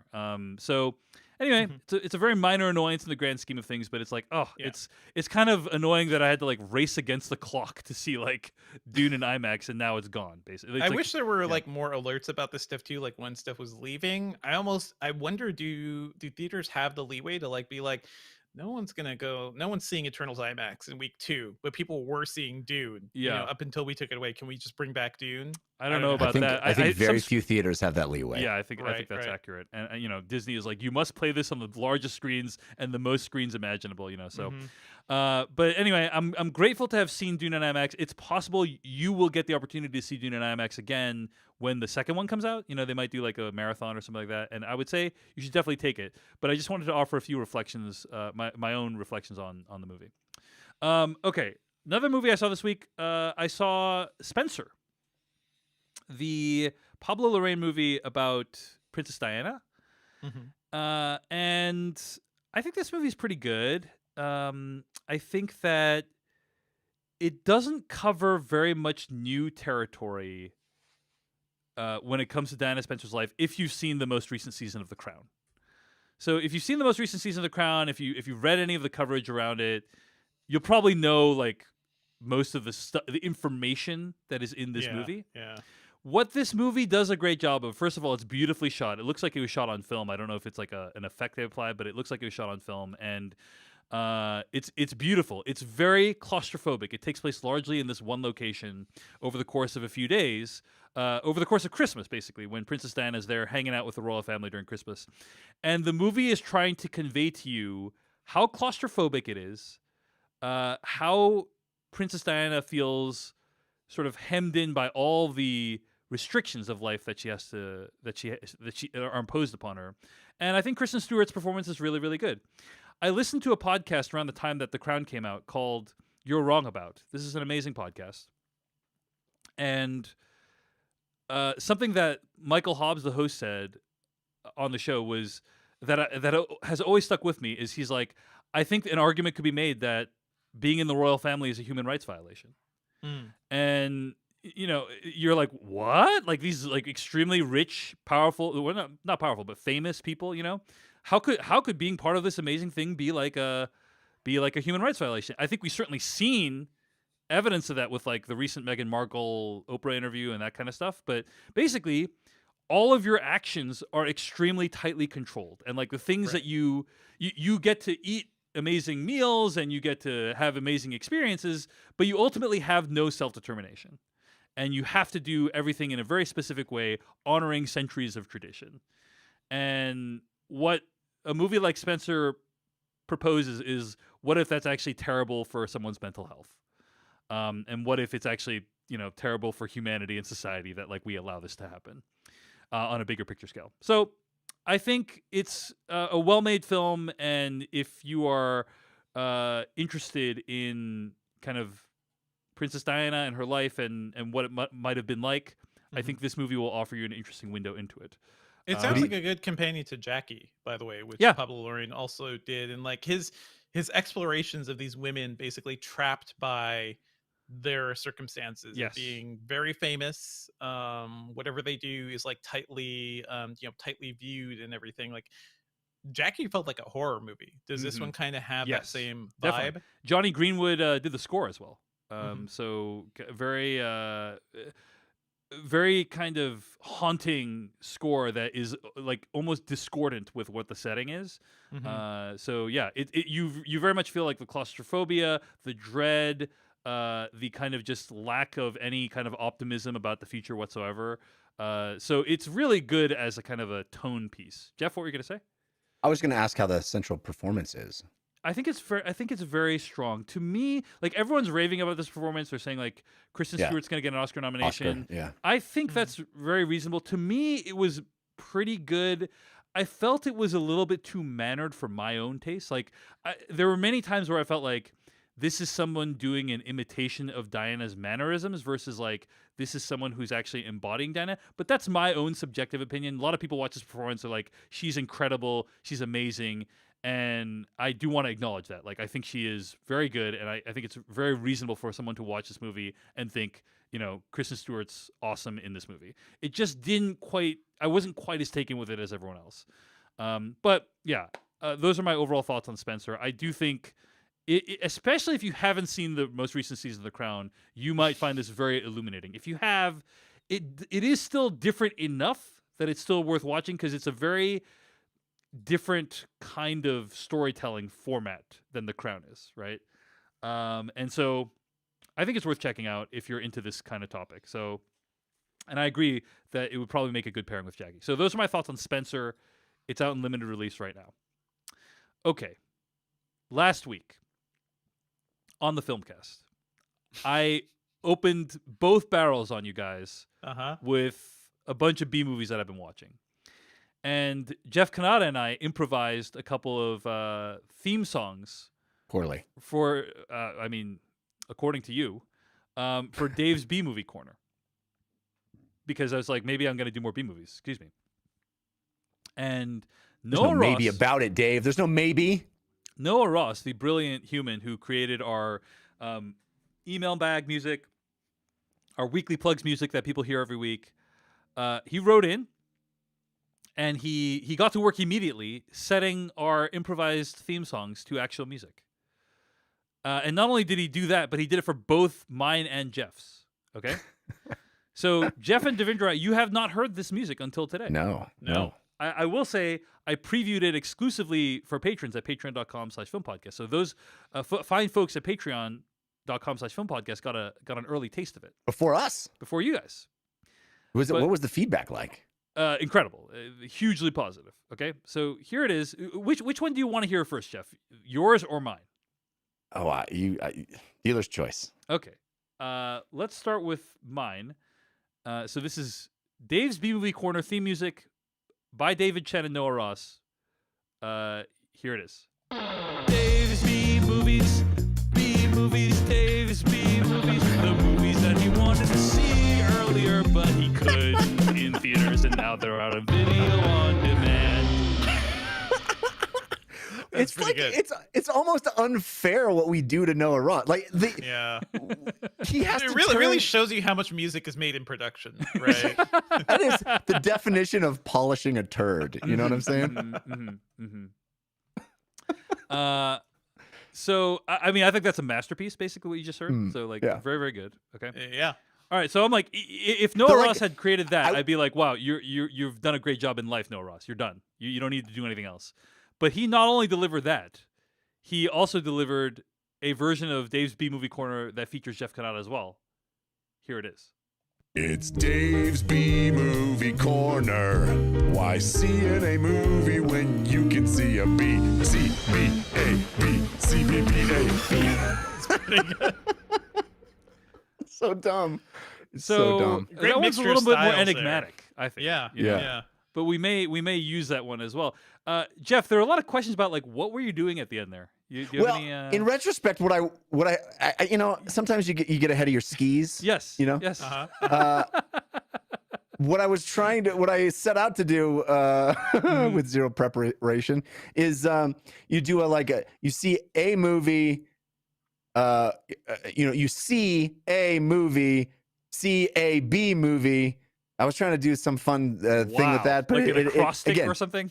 Basically. yeah, again, ahead of my skis, and then it just you fall down the hill and you land at the bottom. You still got to the bottom of the hill. Yeah. You know? I mean, I don't think there's any way any of us could have ever deduced that that's what you're trying to do.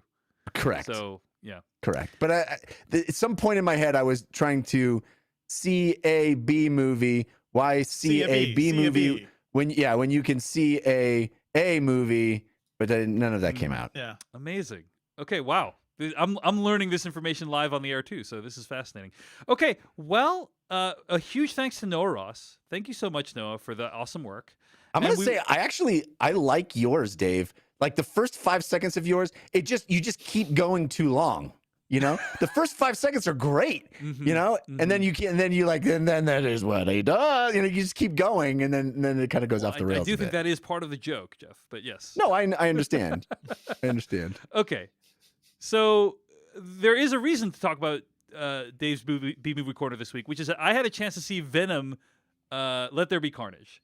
Now, we only have time right now during the main episode to offer kind of a few overall thoughts on Venom, Let There Be Carnage. We will do a full spoiler. Is that a B movie? Does that count? I think so. That's a big budget superhero movie. Pretty big money, very big budget. Yeah.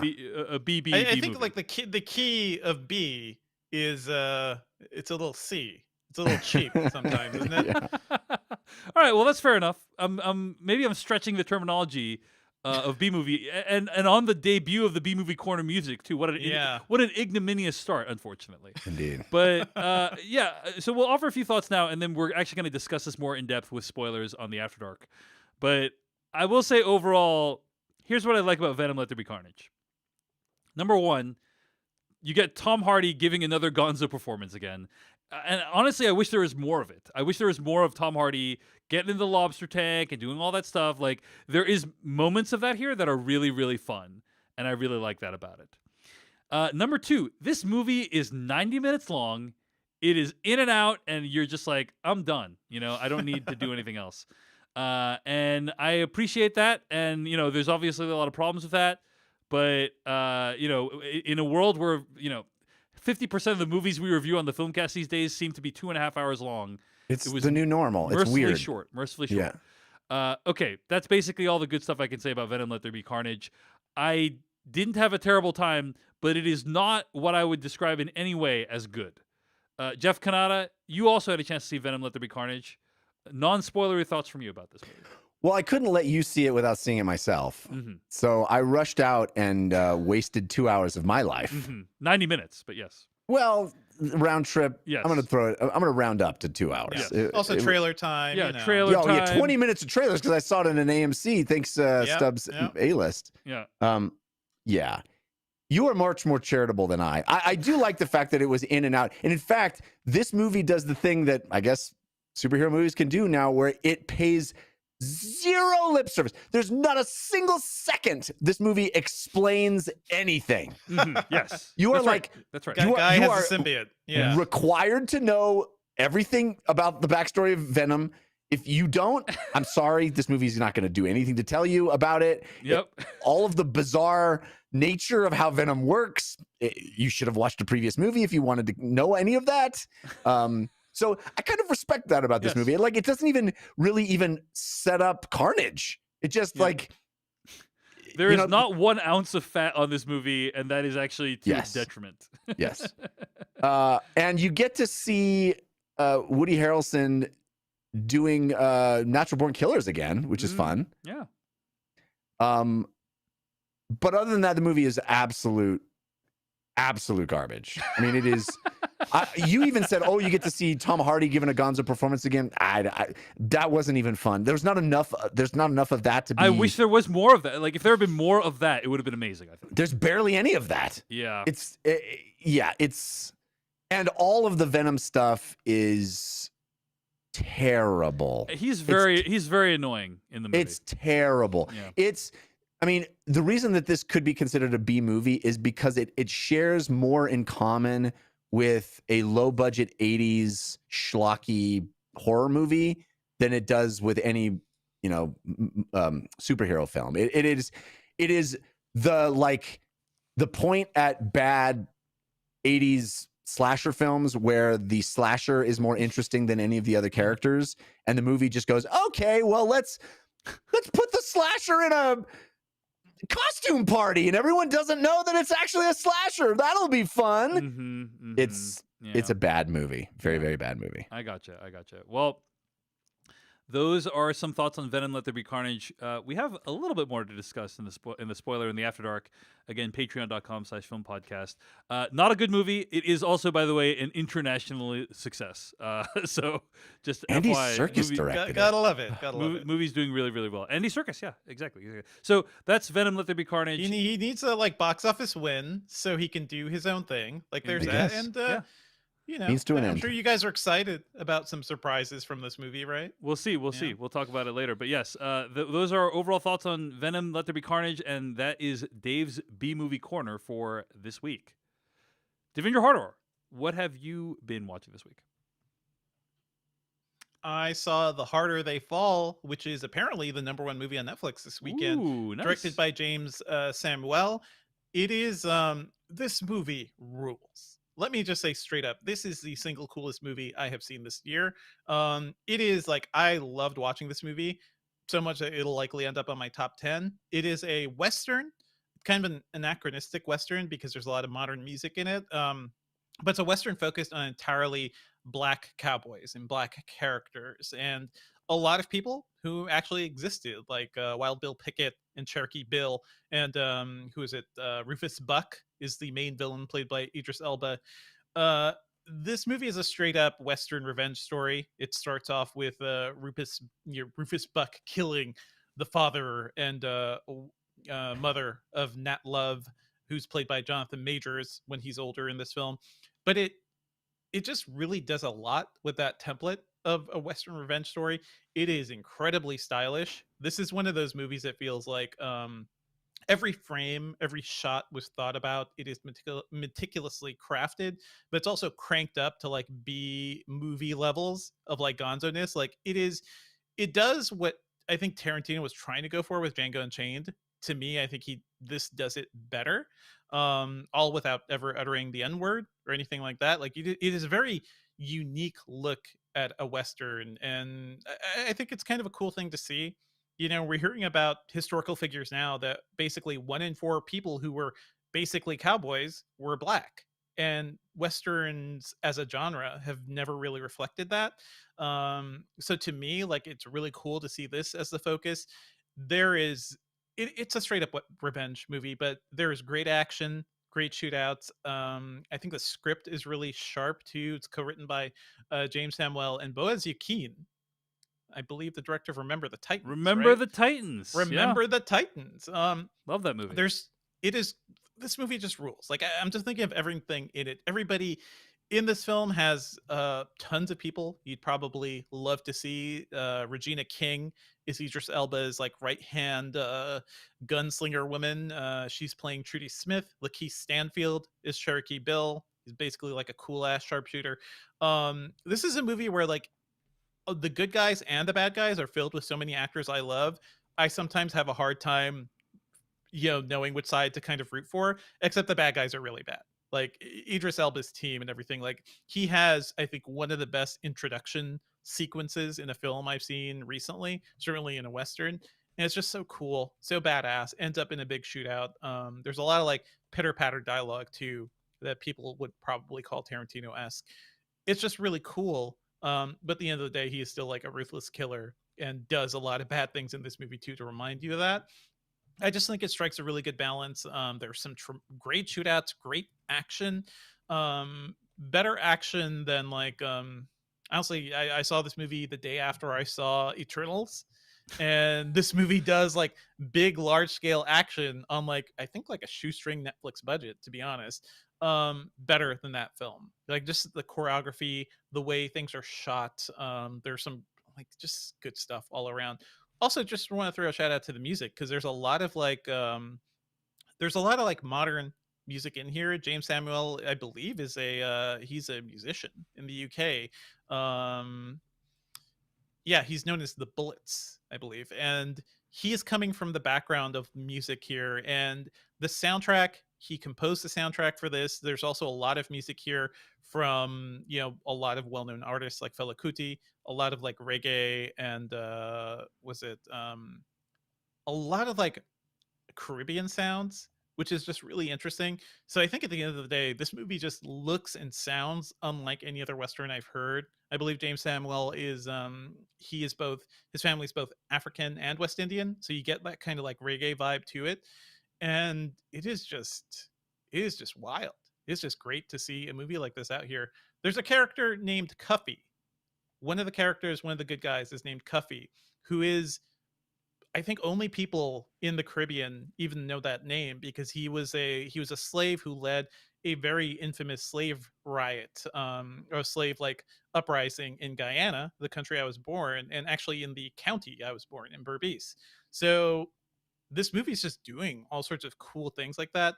It is using these characters' names. It's not trying to be a biography. I think a lot of things about these characters aren't even like aren't realistic. A lot of these people have died by the time this movie ages up the characters. So it's not historically accurate. It's not historically accurate. It's kind of doing like Western fan fiction, but that's a lot of Western stories. That's a lot of those like the cheap paperback novels people used to read and write, and a lot of like old Western films too, especially spaghetti Westerns.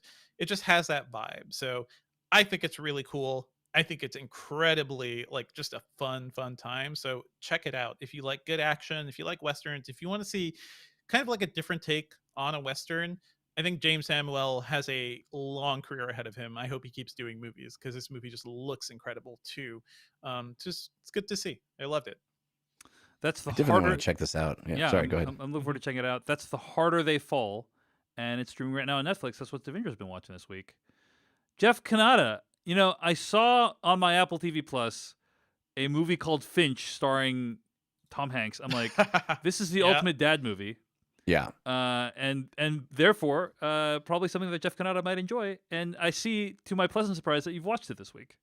I did. I watched all of Finch for some reason. And by the way, I don't remember where we landed. I think we had agreed that saying it's a dad movie is slightly derogatory. Do you mind if I use that term, or do you find it inaccurate or reductive? I mean, I think this movie is actually about being a dad. He So- is America's dad. Like, I also feel like almost every Tom Hanks movie ends up being a dad movie because I think there's a way to Yeah. use that as a derogatory term, in that it is Sure. unhip and uncool, and dads are the uncoolest of the uncool. This is a dad movie because it is literally a metaphor for being a dad. I would describe Finch. I don't know if you guys know what this is about, but it is, post-apocalyptic guy with a robot and a dog. And I would describe this movie as, what if Turner and Hooch and Chappie had a baby? Now I'm talking. Now I'm listening. Yeah. You would get Finch. It is almost exactly that. So if that sounds good to you, watch Finch. I think Finch is really beautifully shot. I think Tom Hanks is a very watchable and charismatic actor that I enjoy. And his talents are almost entirely wasted here.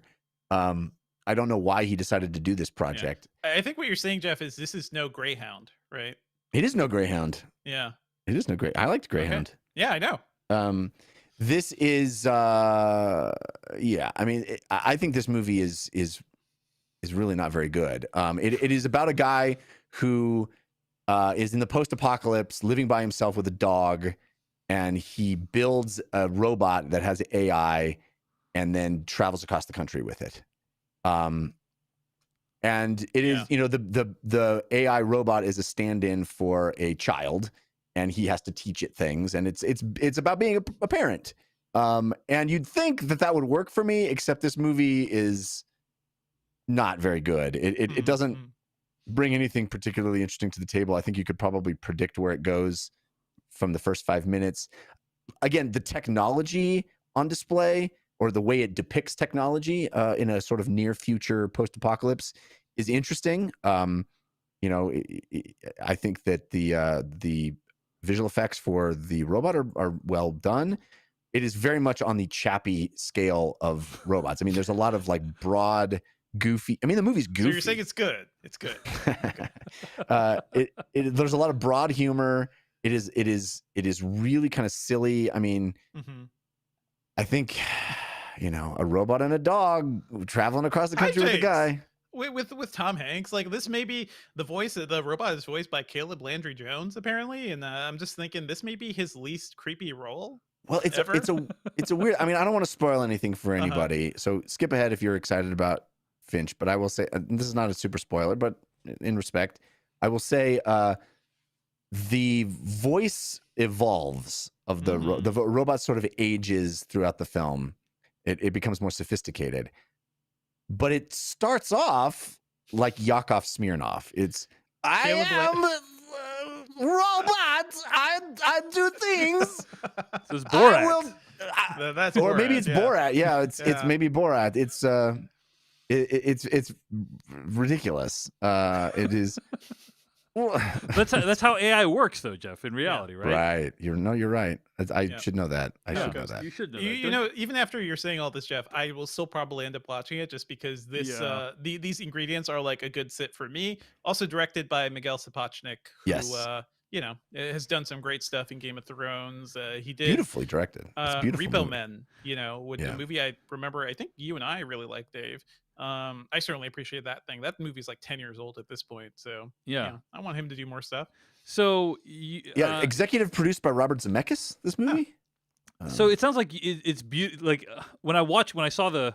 I mean, I'm sorry, I'm a little incoherent right now. Basically, when I see anything on Apple TV Plus, I'm guaranteed it's going to at least look good. You know what I'm saying? Yeah, there's money on the screen. And so it definitely looks good, it sounds like, but you're saying from a story perspective, you didn't find the sci-fi elements to be particularly interesting or insightful. I mean, I think the sci-fi elements are interesting. I think the depiction of the world and the sort of what happened to Earth and how people are dealing with it, all that stuff is. I mean, you talk about a movie that's a two-hander. Sometimes this is a one-hander. I mean, this is Tom Hanks talking with inanimate objects. So it's Castaway. It's Castaway. It's Castaway. Yeah, or what's the Robert Redford one I love, the boat movie. Oh yeah. All is lost. All is lost. Yeah, it's so good. That's a great movie. So all the elements were there for me to love this.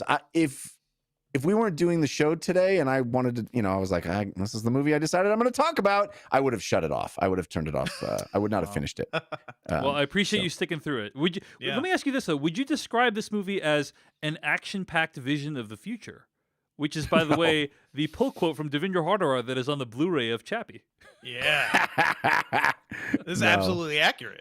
Yeah, no, you would not describe It's it only on the Australian Blu-ray. Of as Chappie. an action-packed vision of the future. You would not describe it that way. It's too bad. Chappie's good. Chappie's alive. I also would not have described Chappie that way. All right. Well, that's Finch. It's available on Apple TV Plus, and yeah, Devendra and I will probably end up watching it. Maybe while I'm doing my workout this morning. We'll see. Good luck. Is this virus stuff, Jeff, or is this other post-apocalypse? Is it virus? Is it zombie? Is it vampire? Is it EMP? Like magnetic pulse? Actually, yeah, it's one of those. Or is it a spoiler to reveal what it is? It's not really a spoiler. I mean, some might consider it. It's climate change. It's I climate see. change. Of Okay. course. All right. Well, there you go. Anyway, it's funny we could just run down the list of possible calamities that might befall humanity now. Yeah. Jeff, anything else you've been watching other than Finch on Apple TV Plus? Well, I just want to quickly mention a show I had not heard of. I found this on #/tag, which is a resource I use quite frequently to figure out what I'm going to watch next, and really appreciate folks pointing me to things I had not heard of that they really liked.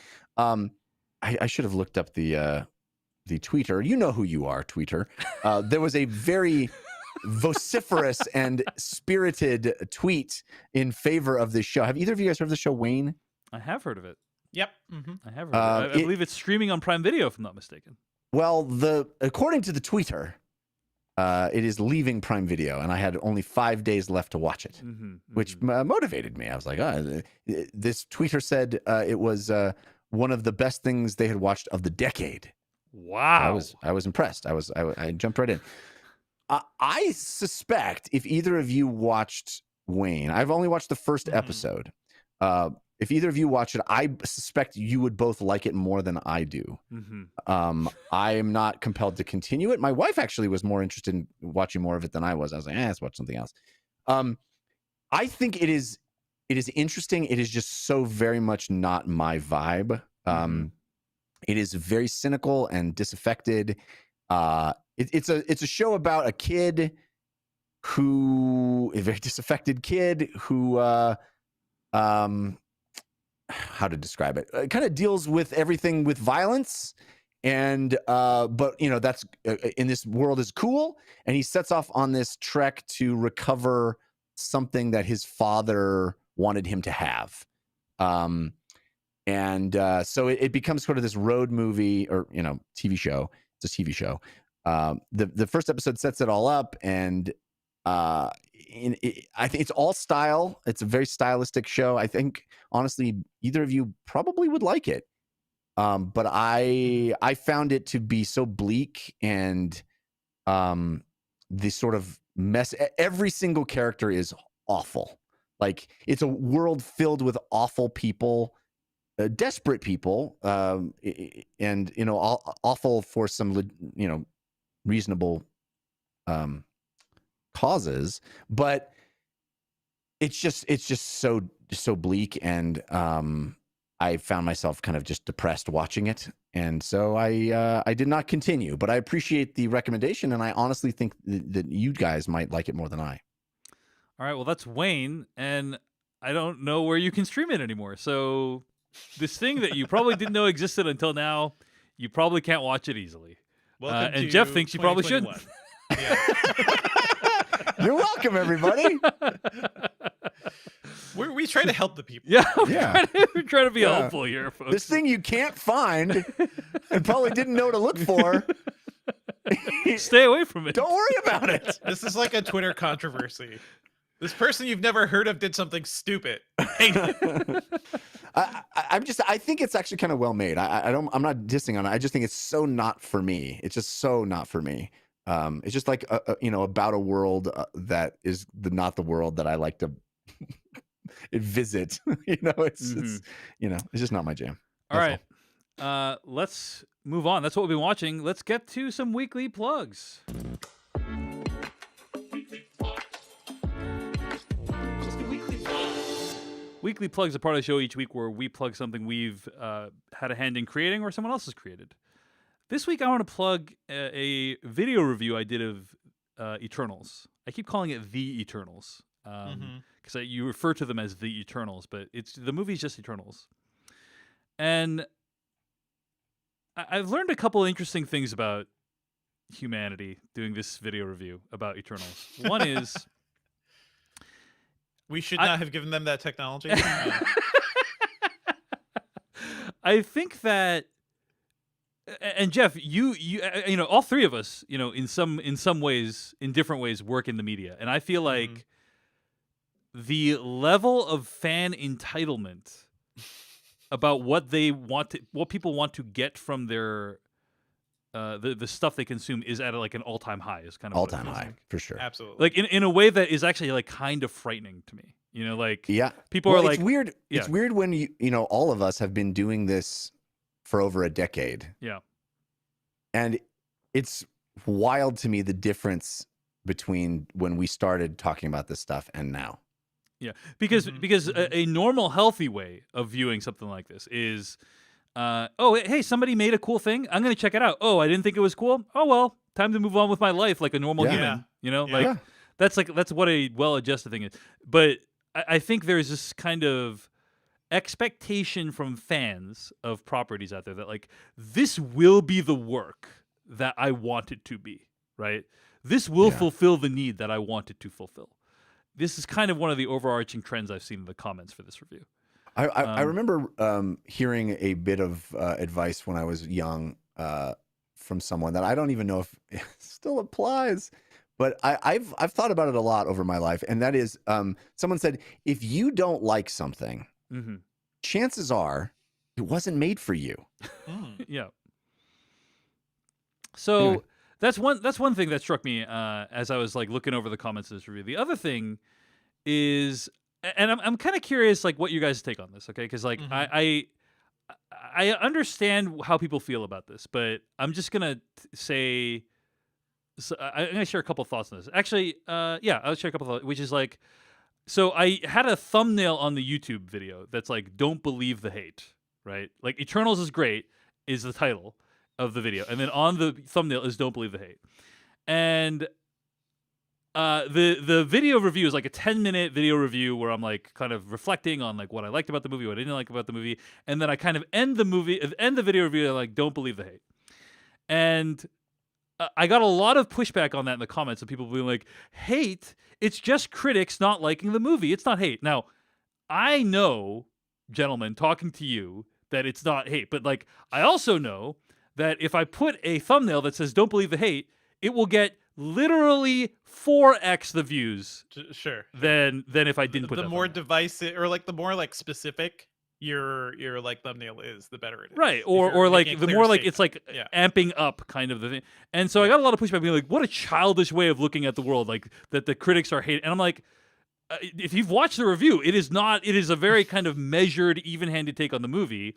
But I feel like I need to like rope people in using this thumbnail. Because if people don't click on the video, there's no conversation that happens at all, right? Anyway, it's just something I'm thinking about. I'm reflecting on it. I don't know if you guys have a perspective on it, but I'm kind of like... I mean, it's whenever you try to have one of these conversations too, like we're working within the confines of these algorithms and stuff people actually click on. And this is a lot of what Facebook is dealing with, kind of comes down to this too, because their algorithms have ended up promoting, negative things and hateful things and things that are a little more like this, but they keep it around because people interact with it more. Part of it's like our human psychology. Part of it is just like the way these algorithms lift things up. I don't know. I don't know what a great solution is. Yeah, because it's like, okay, if I can like exaggerate my point slightly and then like literally get 4x the views and revenue for this video, like, is that...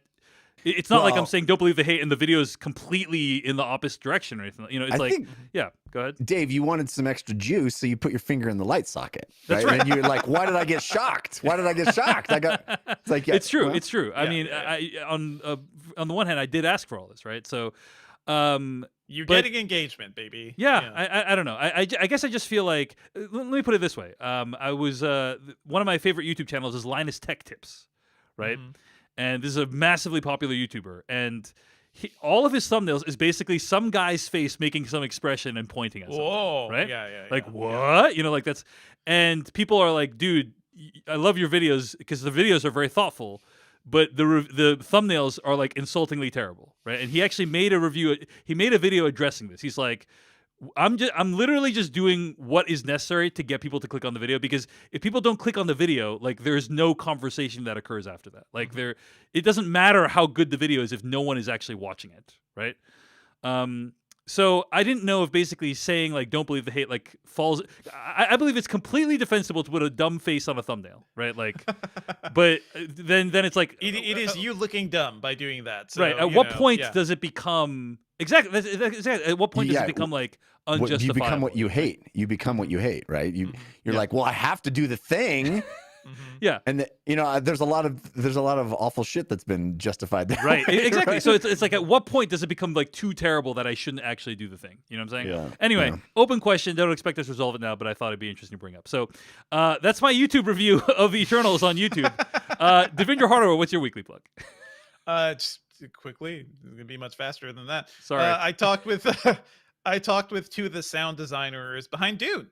So if you want to know how they made some of the sounds, check out. I did an interview. It's over at Engadget. It's called "How Beatles, Purrs, and Inventive Sound Design Brought Dune to Life." It was a cool conversation with these guys because it was really, and it's Theo Green and Mark Mangini. They were going with this philosophy of using organic sound. So they said they recorded 3,200 new sounds for this movie. Wow. Only 3 or 4 of them were synthetic or digitally, like came from a digital source. The rest were sand. The rest were sand and bugs. Part of the giant sandworm trying to eat people is one of these guys basically like swallowing a microphone and recording like, amazing. Like, these guys go the extra mile, you know? I saw a TikTok yesterday about this woman that says, this woman was like, I am in the credits of Dune under Hans Zimmer's name. Basically, she had recorded the audio of the little, like, the opening? The big little mouse with the big ears. Oh, right. And she had actually captured that audio in the wild. It was of a chipmunk.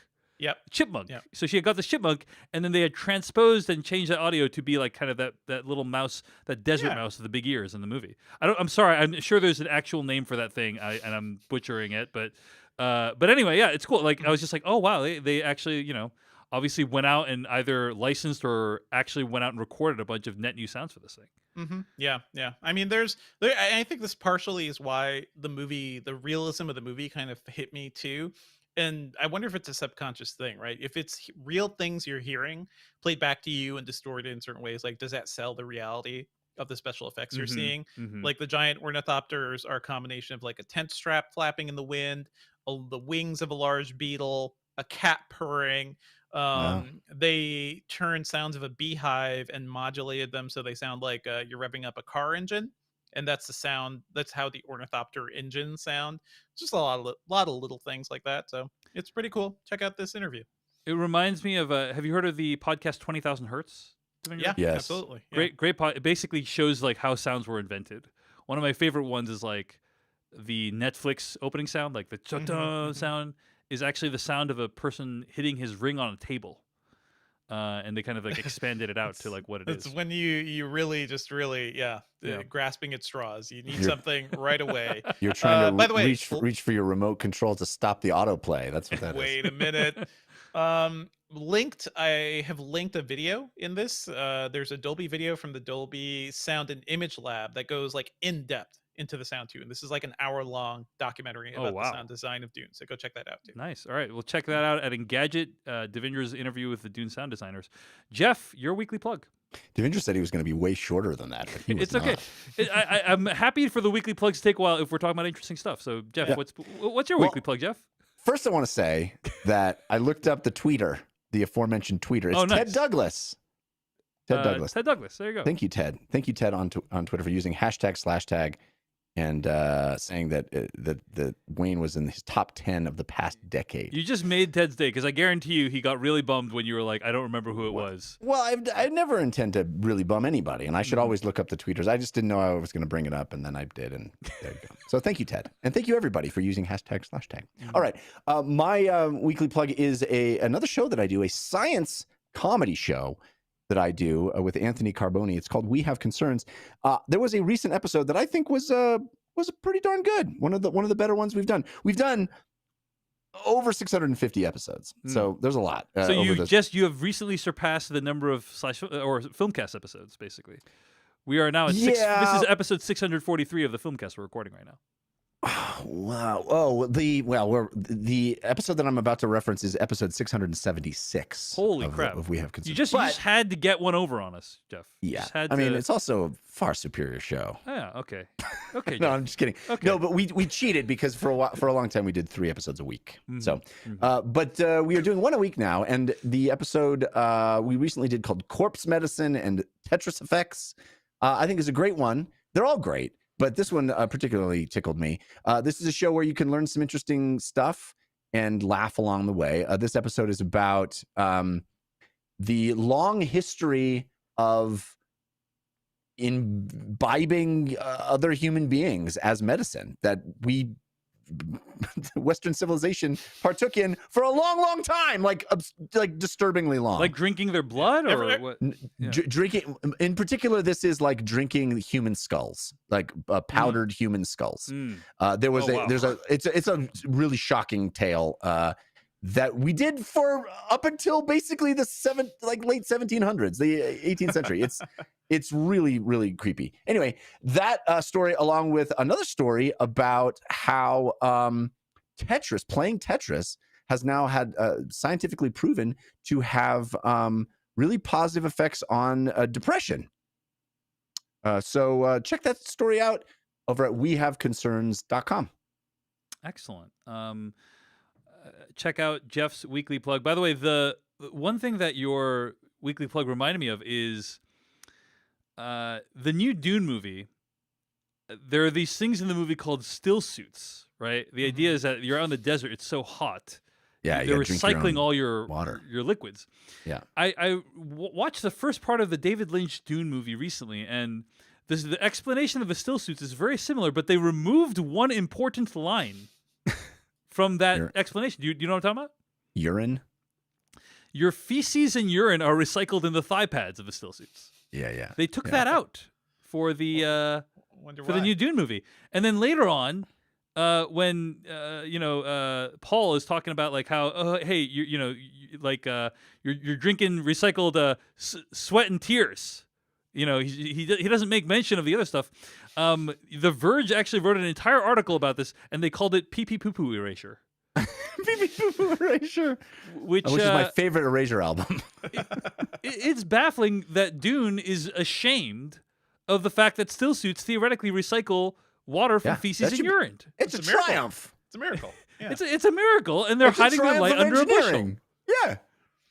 It's outrageous. It's outrageous. The one thing I have learned now from 2 Dune movies is there is no way to make a tube in your nose look cool. Oh yeah, absolutely. It will never ever look cool. It doesn't matter how beautiful the actor is. It doesn't matter how stylish the design is. It will never look cool to have a tube in your nose. As somebody who uses a CPAP machine every night, I understand what you're saying. You know you'll never be cool. Unless it's a nose ring, it'll never be cool. Even in this movie, it reminded me of that awful Kurt Wimmer movie, Ultraviolet. The villain, for some reason, used like worn nose plugs. And it would, really sold the evil of that character. Yeah. All right, folks. Well, those are our weekly plugs for this week. Let's get to our review of Eternals.